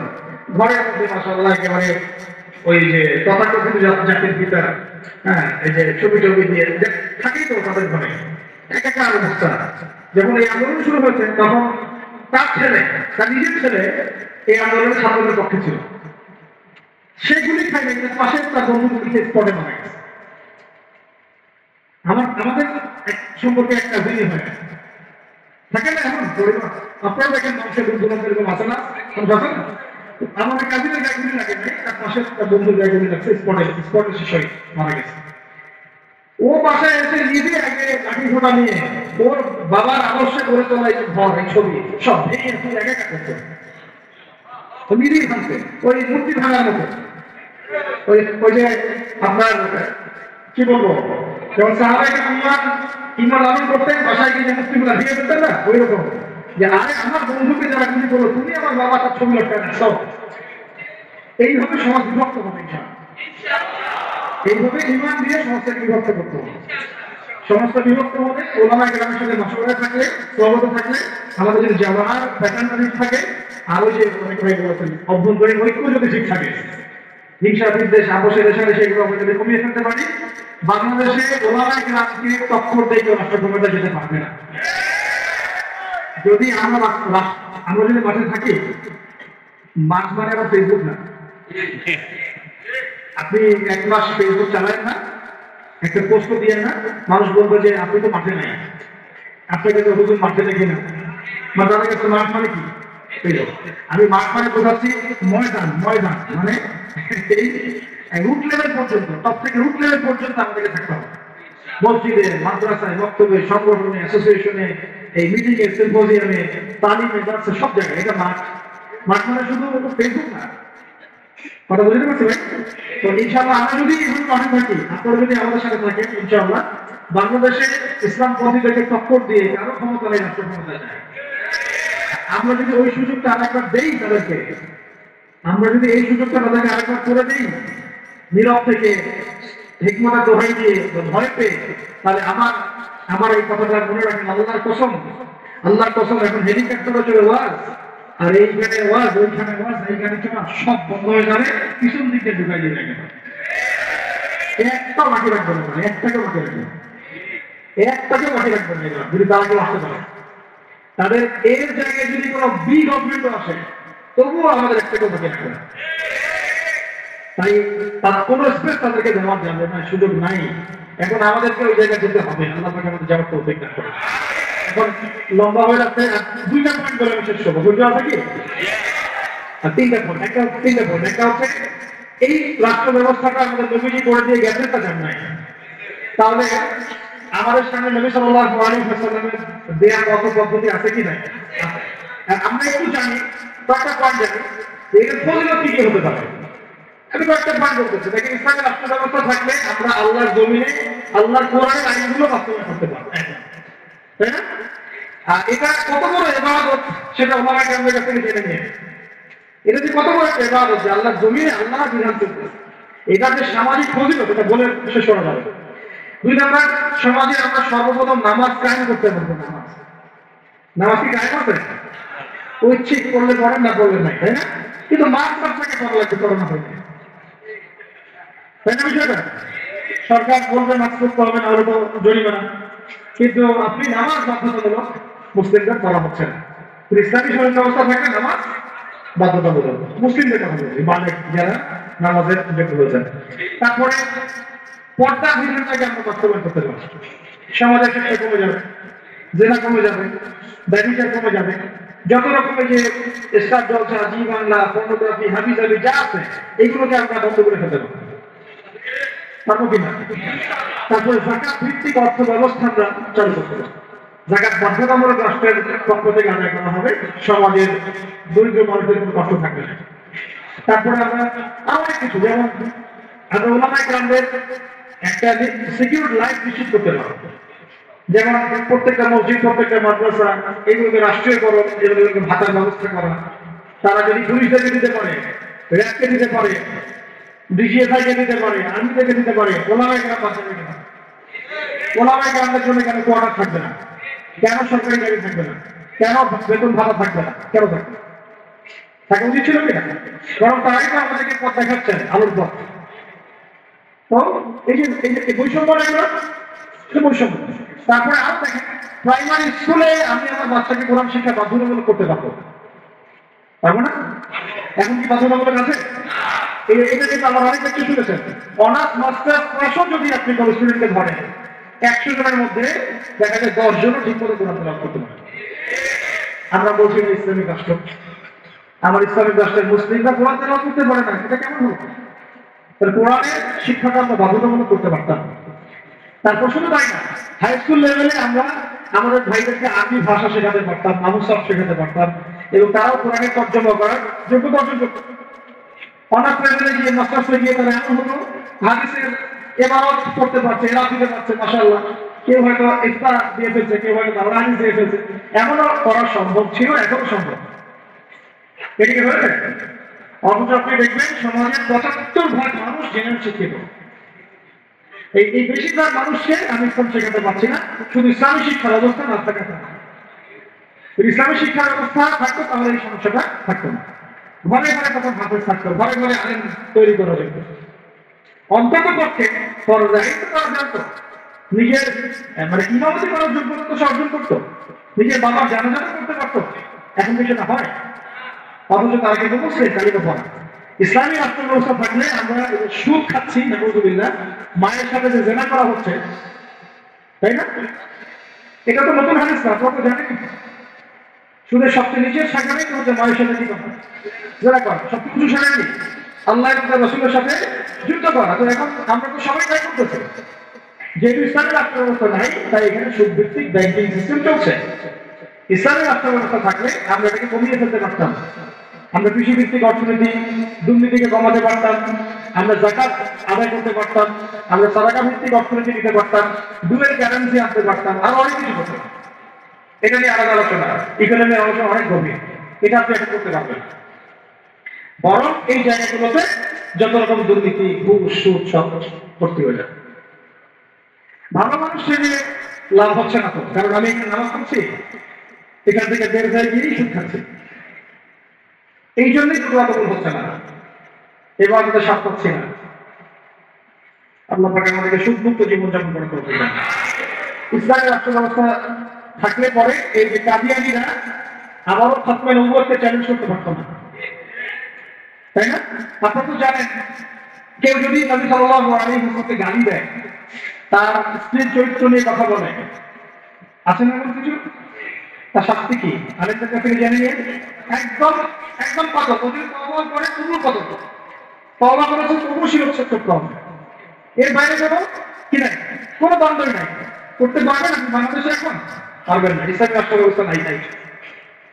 ইসলামী রাষ্ট্র নাই তাই। বরং যদি আপনি তাদের বিরুদ্ধে কিছু বলেন বা কেউ যদি এগ্রেসিভ হয়ে নিজের হাতে দায়িত্ব তুলে নিয়ে এই কাজটা করে ফেলে, তাহলে তাকে ওই জেলে ঢুকে রেখে দেবে, যাবজ্জীবন কারাদণ্ড দিয়ে দিতে, ফাঁসি দিয়ে দিবে। অথচ সেই ব্যক্তি একজন বীর পুরুষ, যে নবী সাল্লাল্লাহু আলাইহি ওয়াসাল্লামের শানে কটূক্তিকারীকে হত্যা করেছে, ও আমাদের আগে জান্নাতে যাবে ইনশাআল্লাহ। সে হচ্ছে রাসূলের প্রকৃত আশিকের রাসূল। এটা আমাদের চোখে সে একজন জাফর হিসেবে। এই হলো সেকুলার রাষ্ট্র এবং অনৈসলামিক রাষ্ট্রের, ইসলামী রাষ্ট্র না থাকার উপর। তো যাই হোক, এখন আপনারা জানেন সাথে এটাকে বলা হয় সাথে রাসূল। সাথে রাসূলের সাথে যদি এটা হয়, তাহলে যে নবুয়ত দাবি করতেছে ওর কি শাস্তি? আপনারা বলেন তো কোনটা বড় অপরাধ? বুদ্ধি কথা আপনাদের। কেউ একজন নবী সাল্লাল্লাহু আলাইহি ওয়াসাল্লামকে গালি দিচ্ছে, একটা মহাপাপ, বিশাল অপরাধ, হত্যাযোগ্য।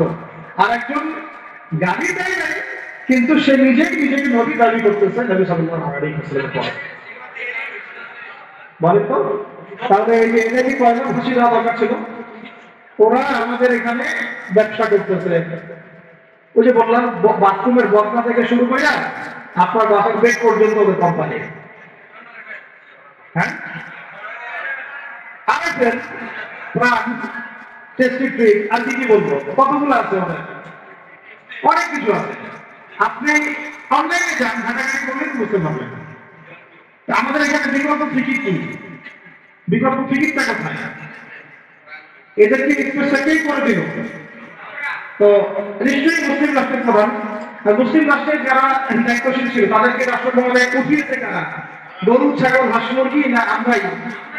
দেখে জিন্দা উঠাই নিয়েছে ক্ষমতায়। তাহলে এই সমস্ত তাদের কৃতকর্মের সমস্ত পাপের দায়ভারের একটা অংশ আমার কাছে আসবে কি নাকি আমাদের মাঠে? বাস দেওয়ার জন্য প্রস্তুতি নেন। তাহলে এখন বাংলাদেশের মানুষের এটা, আমাদের দেশের মানুষের এটা হচ্ছে একটা প্রাপ্য। এই জুলুমগুলো আমাদের প্রাপ্য, কারণ আমরাই তাদের থেকে উপরে উঠেছি। এটা আমাদের প্রাপ্য, আমরা রিজার্ভ করি। আল্লাহ পাক আমাদের যে কবে কথা খুলবেন আল্লাহ জানেন। এখনো সময় আছে, চোখ খুলেন, চোখ খুলেন। এই চোখ না, এই চোখ খুলেন। কোন চোখ খুলেন? নিজের চোখ খুলেন, বোঝার চেষ্টা করেন। আপনি যদি একদিন কোথায় যেন পড়ে যে ওখানে গিয়ে দুর্নীতি করছে, করাপশন করছে, সংঘ ব্যবসা চালু করছে, সুদ চালু করতেছে, এই নাস্তিকদেরকে এক্সপ্রেস দিচ্ছে, হ্যাঁ কাফেরদের দালালি করতেছে, ওর সমস্ত করার একটা দায়ভার আমার কাছে আসবে, এটা অবশ্যই ফতোয়ার মধ্যে পাওয়া যায়। বাট আমি তাকে সাপোর্ট করেছি, সমর্থন করেছি।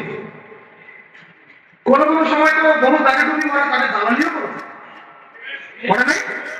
তাদের পক্ষে কথা বলেছে, স্পেস দিয়েছে। পক্ষে কেন বলতে যাবো? কিছু বলা নেই, অন্তত চুপ করে থাকে। মানুষ বুঝে নেবে যে আমি কেন চুপ করে আছে। মানুষ তো বুঝে কেন চুপ করে আছে, মানুষ বুঝবে।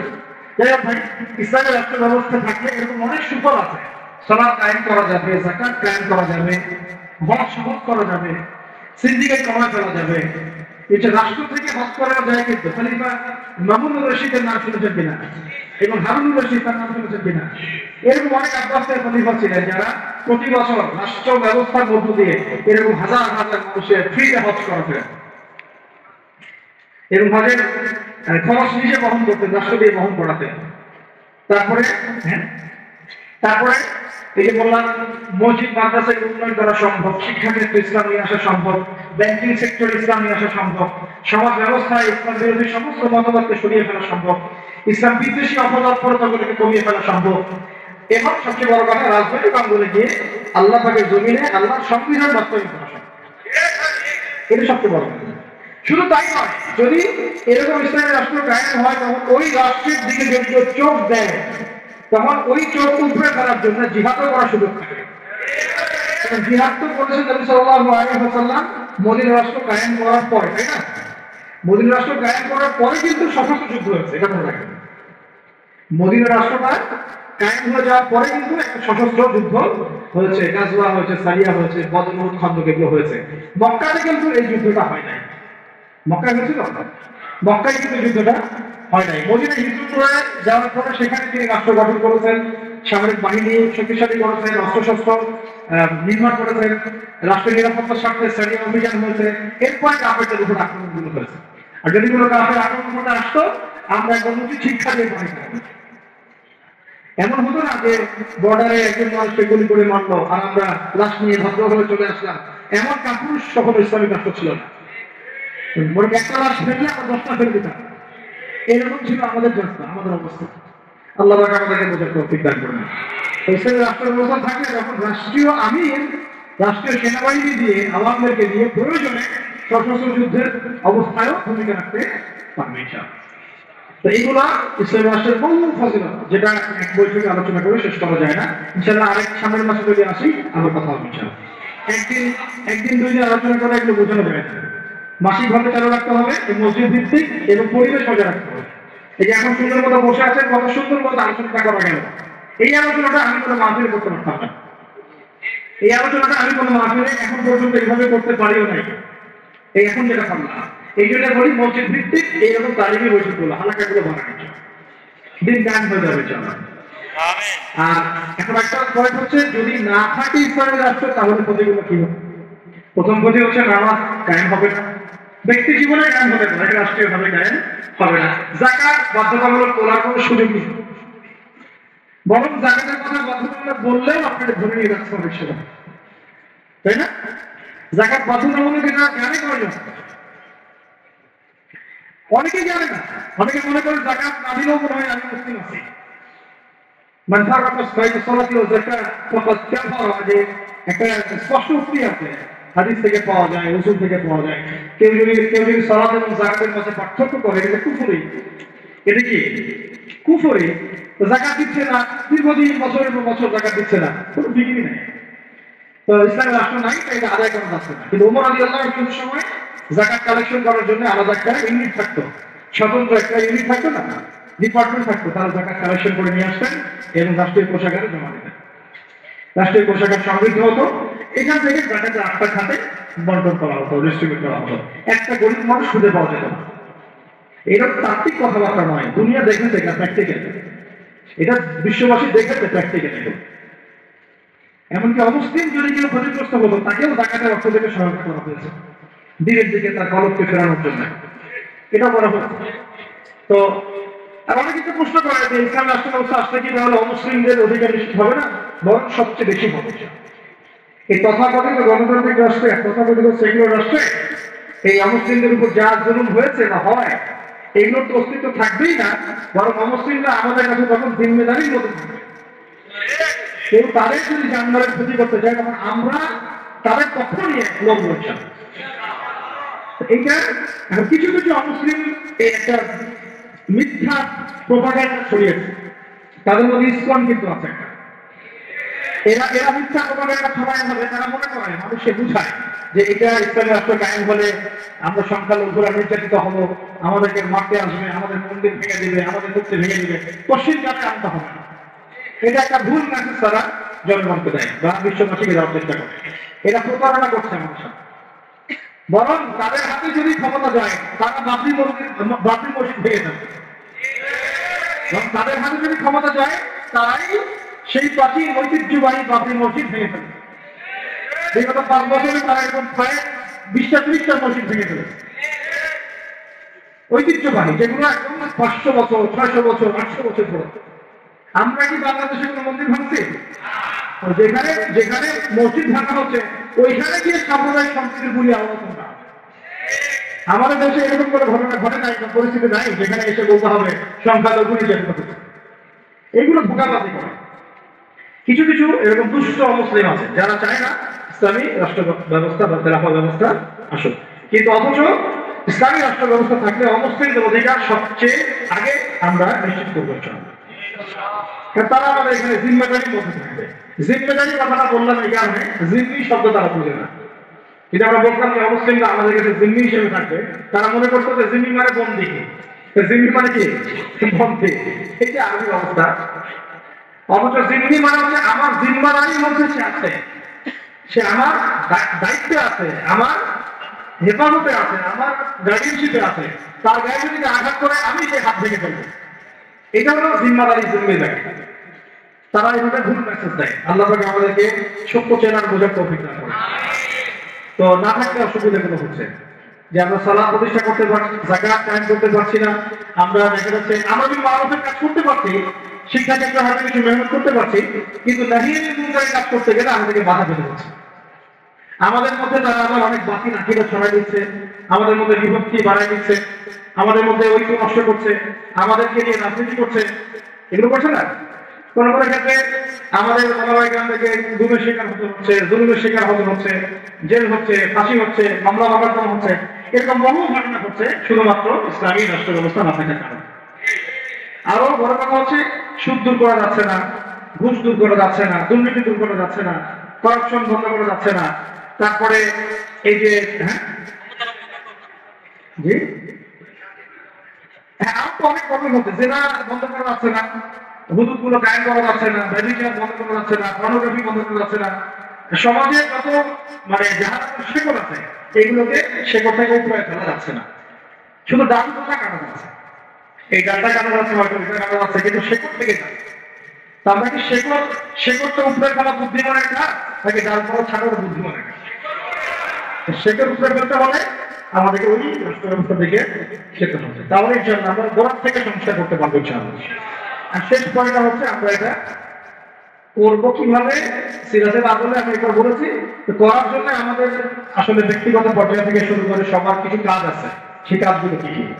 এই কাজগুলো একটু মুখস্থ করেন। এক নম্বর হচ্ছে যে আমাদের সবাইকে প্রথমত দিনের এলেম অর্জন করতে হবে। দিনের এলেম অর্জন করতে হবে। এলেম ছাড়া আমরা আসলে কিছুই করতে পারবো না। এলেমটা আংশিক এলেম অর্জন করলে চলবে না, একটা পরিপূর্ণ এই অর্জন করার চেষ্টা করতে হবে। এটা একদিনের বিষয় না, লেগে থাকতে হবে, সবর করতে হবে, ধৈর্য রাখতে হবে, আদব বজায় রাখতে হবে, আখলাক ঠিক রাখতে হবে, ওলামায়ে কেরামের সহবত থাকবে, এই বিষয়গুলো দরকার আছে। তারপরে ইনশাআল্লাহ আমরা আলেম না হতে পারলেও তালেবে ইলম হবো ইনশাআল্লাহ। সবাইকে তালেবে ইলম হতে হবে, এক নম্বর। দুই নম্বর হচ্ছে শুধুমাত্র তাত্ত্বিক কথাবার্তা নয়, বরং আমলে নিজেকে প্রমাণ করতে হবে। আমলটাতে নিজেকে প্রমাণ করতে হবে। আর আমলের ক্ষেত্রে একবারে বেশি বোঝা চাপে না নিয়ে অল্প অল্প করে আস্তে আস্তে সামনে আগানো, আল্লাহ তৌফিক দান করেন। 3 নম্বর হচ্ছে রিজিক হালাল করে ফেলতে হবে। হারাম রিজিকের মানুষদেরকে দিয়ে দিন কায়েম সম্ভব হবে না। ঠিক আছে? 3 নম্বর। যত রকম সুদ ঘুষ আর এনজিও যেগুলো আছে এগুলো থেকে নাম কাটাই ফেলেন, আল্লাহর রাস্তায় নাম কাটাই ফেলেন। 4 নম্বর হচ্ছে যে আমরা সপ্তাহে আদেশ করি মাশাআল্লাহ, এটা তো আমাদের মধ্যে চালু আছেই, তাবলীগের মেহনত চালু আছে, সব ঠিক আছে। অন্যায় কাজে নিষেধটাকে বাড়াতে হবে, অন্যায় নিষেধটাকে বাড়াতে হবে। সরকারি আদেশের সাথে সাথে অন্যায় নিষেধটা বাড়াতে হবে, বরং এটা বেশি জরুরি হয়ে গেছে এখন। অন্যায় প্রতিবাদ না করলে, বাধা না দিলে এরা লাইভ হয়ে যাবে। পাশে কনসার্ট হচ্ছে, আমরা যদি এখানে বয়ান করতে থাকি ফায়দা নাই। যদি আপনারা এখান থেকে 10 জন 15 জন গিয়ে ওকে বন্ধ করেন তখন ফায়দা আছে। আর ওই ফয়দাটা কিন্তু এককেন্দ্রিক ফয়দা না, আপনার ফয়দা ভোগ করছে পুরো এলাকার মানুষ। ওই ধুমধারাকা গান বাজাতো পুরো এলাকা কলুষিত হচ্ছে, পুরো এলাকার মানুষকে পাপ করতে হচ্ছে, পুরো এলাকার মানুষের ঘুম নষ্ট হচ্ছে।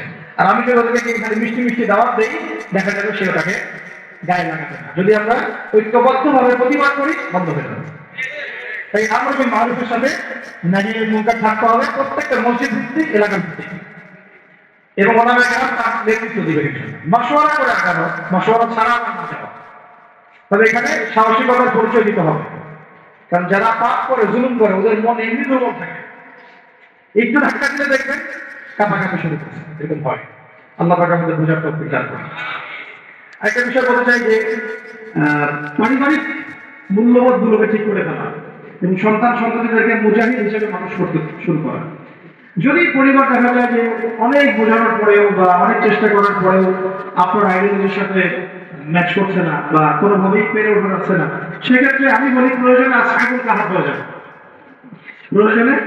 প্রয়োজনে আসহাবুল কাহাফ হয়ে যাবে, তারপরেও নিজের লক্ষ্য থেকে বিচ্যুত হবে। বাচ্চাদেরকে একদম ডিনামাইট করে আগামী দিনের ওমর, হামজা, খালিদের মতো মানুষ করতে হবে। ঠিক আছে? একদম বাচ্চাদেরকে তাদেরকে নিয়ে কোনো ছাড় দেওয়ার কোনো সুযোগ নাই। নিজের ঘরটা হবে একটা ইসলামের রাষ্ট্র, মানে আপনার ঘরই একটা রাষ্ট্র, ওইখানে আপনার হুকুম চলে, কারণ হুকুম চলে, আল্লাহর হুকুম চলে, রাসূলের হুকুম চলে, এবং আপনি তার প্রতিনিধি। আপনি সবসময় আপনার ঘরে আল্লাহর প্রতিনিধি। ঠিক আছে কথা? এরপরে প্রয়োজন হচ্ছে ওলামায়ে কেরামের ঐক্য, যেমনি আমরা বারবার কথা বলছি, ইনশাআল্লাহ এই ঐক্য হয়ে যাবে ইনশাআল্লাহ। ওলামায়ে কেরাম সব বুঝে নিন। কিছু বিষয় থাকে, এটা হয়তো মনস্তাত্ত্বিক কিছু বিষয় থাকতে পারে, আবার কখনো কখনো ভুল বোঝাবুঝি হয়, কখনো কখনো হতে পারে অনলাইনের কারণে একটা ক্রিয়েট হয়। হয়তো দুজনের সাথে কোনো খারাপ সম্পর্ক নয়, কিন্তু অনলাইনের কারণে, ইউটিউব ফেসবুকের কারণে দূরত্ব সৃষ্টি হয়ে গেছে। এমন হয় না?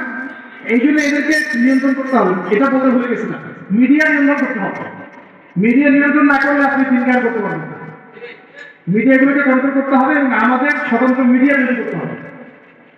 আমাদের স্বতন্ত্র মিডিয়া তৈরি করতে হবে। আর এই পশ্চিমা মিডিয়া, সেগুলো মিডিয়াগুলোর এই দিক থেকে চোখ ফিরে নিতে হবে। এটার কথা শোনা যাবে না, এটার কথা শোনাও যাবে না, এটা পত্রিকা পাওয়া যাবে না, ওকেই লেখে দেবে।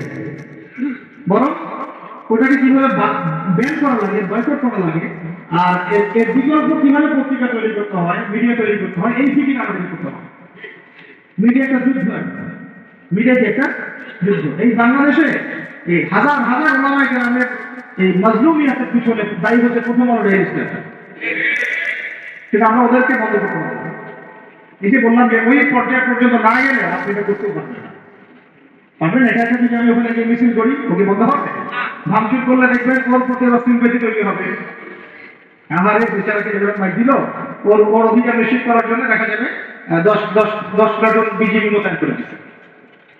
তবে আপনি কি করবেন? তো এটা আমাদেরকে ওই পর্যায়ে গিয়ে করতে হবে। আল্লাহ আমাদেরকে করার তৌফিক দান করুন। আর আপাতত আমাদেরকে বিকল্প মিডিয়া তৈরি করতে হবে, এবং ওদের এইসব প্রপাগান্ডায় কোনোভাবেই কান দেওয়া যাবে না। এইসব সেকুলার মিডিয়াগুলোর প্রপাগান্ডায় কোনোভাবেই কান দেওয়া যাবে না। ওয়াল্লাহি এরা মিথ্যা কথা বলে, ওয়াল্লাহি এরা মিথ্যা কথা বলে, ওয়াল্লাহি এরা মিথ্যা কথা, এরা মিথ্যাচার করে, ওলামায়ে কেরামের চরিত্র হরণ করে। এরা ইসলামকে জঙ্গিবাদের ধর্ম বানাইছে না, এরা ইসলামকে সন্ত্রাসী হিসেবে উপস্থাপন করছে। এরা বহু মাজলুমের গুমের কারণ, জেলে যাওয়ার কারণ, কেস করার কারণ এই মিডিয়াগুলাই। অতএব এদের থেকে আপনাদেরকে মুখকে ফিরে নিতে হবে। এদের ইমানের দাবি আমাদের। ঠিক যেমন বললাম, এই কাদিয়ানি পণ্য আপনি ব্যবহার করবেন না, কেন করবেন না? এটা আপনার ইমানের দাবি। সে আল্লাহ নবীর পরে নবুয়ত দাবি করেছে, আমি তার উম্মত, আমি তার পণ্য ব্যবহার করতে পারি। ঠিক একইভাবে এরা ইসলামের বিরুদ্ধাচরণ করছে, ইসলামকে গালি দিচ্ছে, ওলামায়ে কেরামের চরিত্র হনন করছে, আমার দিনকে কটূক্তি করছে। আমি এসব পত্রিকার ধার কাছে যাবো না, প্রয়োজন ওখানে চাকরিও করবো না, ওটা বিক্রিও করবো না, ওটা দোকানে রাখবো না। এরকম নিয়াত থাকতে হবে কঠোর। দেখবেন আস্তে আস্তে যখন এগুলা ব্যবসা বন্ধ হয়ে যাবে না, রেল করে পালা যাবে। ব্যবসা যদি বন্ধ হয়ে যায় না, রেল করে ঠিকই পালা যাবে। ব্যবসা করতে পারে বলেই তো আমরা দেখতেছি ওরা আমাদের সমাজের মধ্যে এরকম লাভঝাপ করতেছে। টাকা না থাকলে কিছুই করতে পারতো না। আল্লাহ তাআলা আমাদের বোঝার তৌফিক দান করেন। কোথায় ছিলাম জানি? আমাদের বাচ্চা থেকে মানুষ করবে, ঠিক আছে? জি হ্যাঁ, ফ্যামিলি হবে একটা খেলাফত কেন্দ্রবিন্দু আর কি। আর ওলামায়ে কেরামদের মধ্যে ঐক্য বজায় রাখাটা খুব জরুরি। আপনারা ওলামায়ে কেরামদের অভ্যন্তরীণ বিষয়গুলোকে তাদের মধ্যে ছেড়ে দিবেন, নিজেরা এগুলো নিয়ে কোনো নিঘারিঘি করবেন না, কোনো রকমের লাইভ ভিডিও এগুলো করতে যাবেন না। ওলামায়ে কেরাম জানেন কিভাবে কাজ করতে হবে, ঠিক আছে? এটা কিভাবে সামনে আগামী বাংলাদেশের নেতৃত্ব দেওয়া লাগবে তার রূপরেখা তারা অলরেডি রেডি করেছেন এবং তাদের মধ্যে ইউনিটি এটা চলে আসা, আমি বললাম সময় ব্যাপার, একটা ঘটনার ব্যাপার। ইনশাআল্লাহ কোনো একটা ঘটনাকে কেন্দ্র করেই দেখবেন যে হয়ে গেছে। আর আরেকটা বিষয় বলি, ঐক্য বলতে আমরা অনেকে বুঝি কি যে একেবারে মনে হয় 10 কোটিকে এক জায়গায় আসতে হবে। ঐক্য কিন্তু এটার নামও নয়। সবার সাথে কিন্তু ঐক্য হবে না। আমাদের ঐক্য দরকার তাওহীদ পন্থীদের, আহলে সুন্নাহ ওয়াল জামাআত আকীদাভুক্ত যারা, তাদের মধ্যে ঐক্য দরকার। বাতিল আকীদার সাথে ঐক্য হবে না কখনো। বাতিল আকীদার সাথে আমরা তো মসজিদে এক হতে পারি নাই, রাষ্ট্র ব্যবস্থায় এখন কি হবে? বুঝতে পারছেন না কথা? আমরা আহলে সুন্নাহ ওয়াল জামাআতের মধ্যে যারা আছি, এই ওলামায়ে কেরাম, মুহাক্কিক ওলামায়ে কেরাম এবং তাদের যে সংগঠন, তাদের যে অ্যাসোসিয়েশন গুলো আছে, এইগুলোর মধ্যে ঐক্য হয়ে যাবে ইনশাআল্লাহ। এই ঐক্য যথেষ্ট বাংলাদেশকে সচেতন করার জন্য। বাকিদের আমাদের প্রয়োজন নেই। তারা যদি ভালো আমাদের সাথে আলোচনা জামার আকীদা আসে এবং আমাদের সাথে কাঁধে কাঁধ মিলিয়ে এই লড়াইয়ে শরীক হয়, তাহলে আলহামদুলিল্লাহ ভালো। যদি তারা নাও আসে, তুচ্ছ তাচ্ছিল্য করে, আমাদেরকে অবজ্ঞা করে, তবুও কিছু যায় আসবে না। কারণ দেখবেন আরব বিশ্বে শত দল আছে এবং এমন এক রাষ্ট্র আছে যেগুলো অনেক বেশি শক্তিশালী, পারমাণবিক ক্ষেপণাস্ত্রপ্রাপ্ত, তারপরেও ফিলিস্তিনে লড়াই করছে সেই প্রতিবার খামার। এই সবাইকে সরকার ভাগ আল্লাহ সবাইকে কবুল করেন না। আমাদের জরুরত নাই যে সবাইকে আমাদের একসাথে নিয়েই তারপরে আগাইতে হবে। এগুলোটা হবে ঐক্য, এগুলো হবে না। ঐক্য হবে হকপন্থী মানুষের মধ্যে। হকপন্থী মানুষের মধ্যে যেন বিভক্তি না হয়, এটা হবে আমাদের একটা উদ্দেশ্য। আমরা যখন এটাকে না বানাই, বিভক্তি আর না বানাই,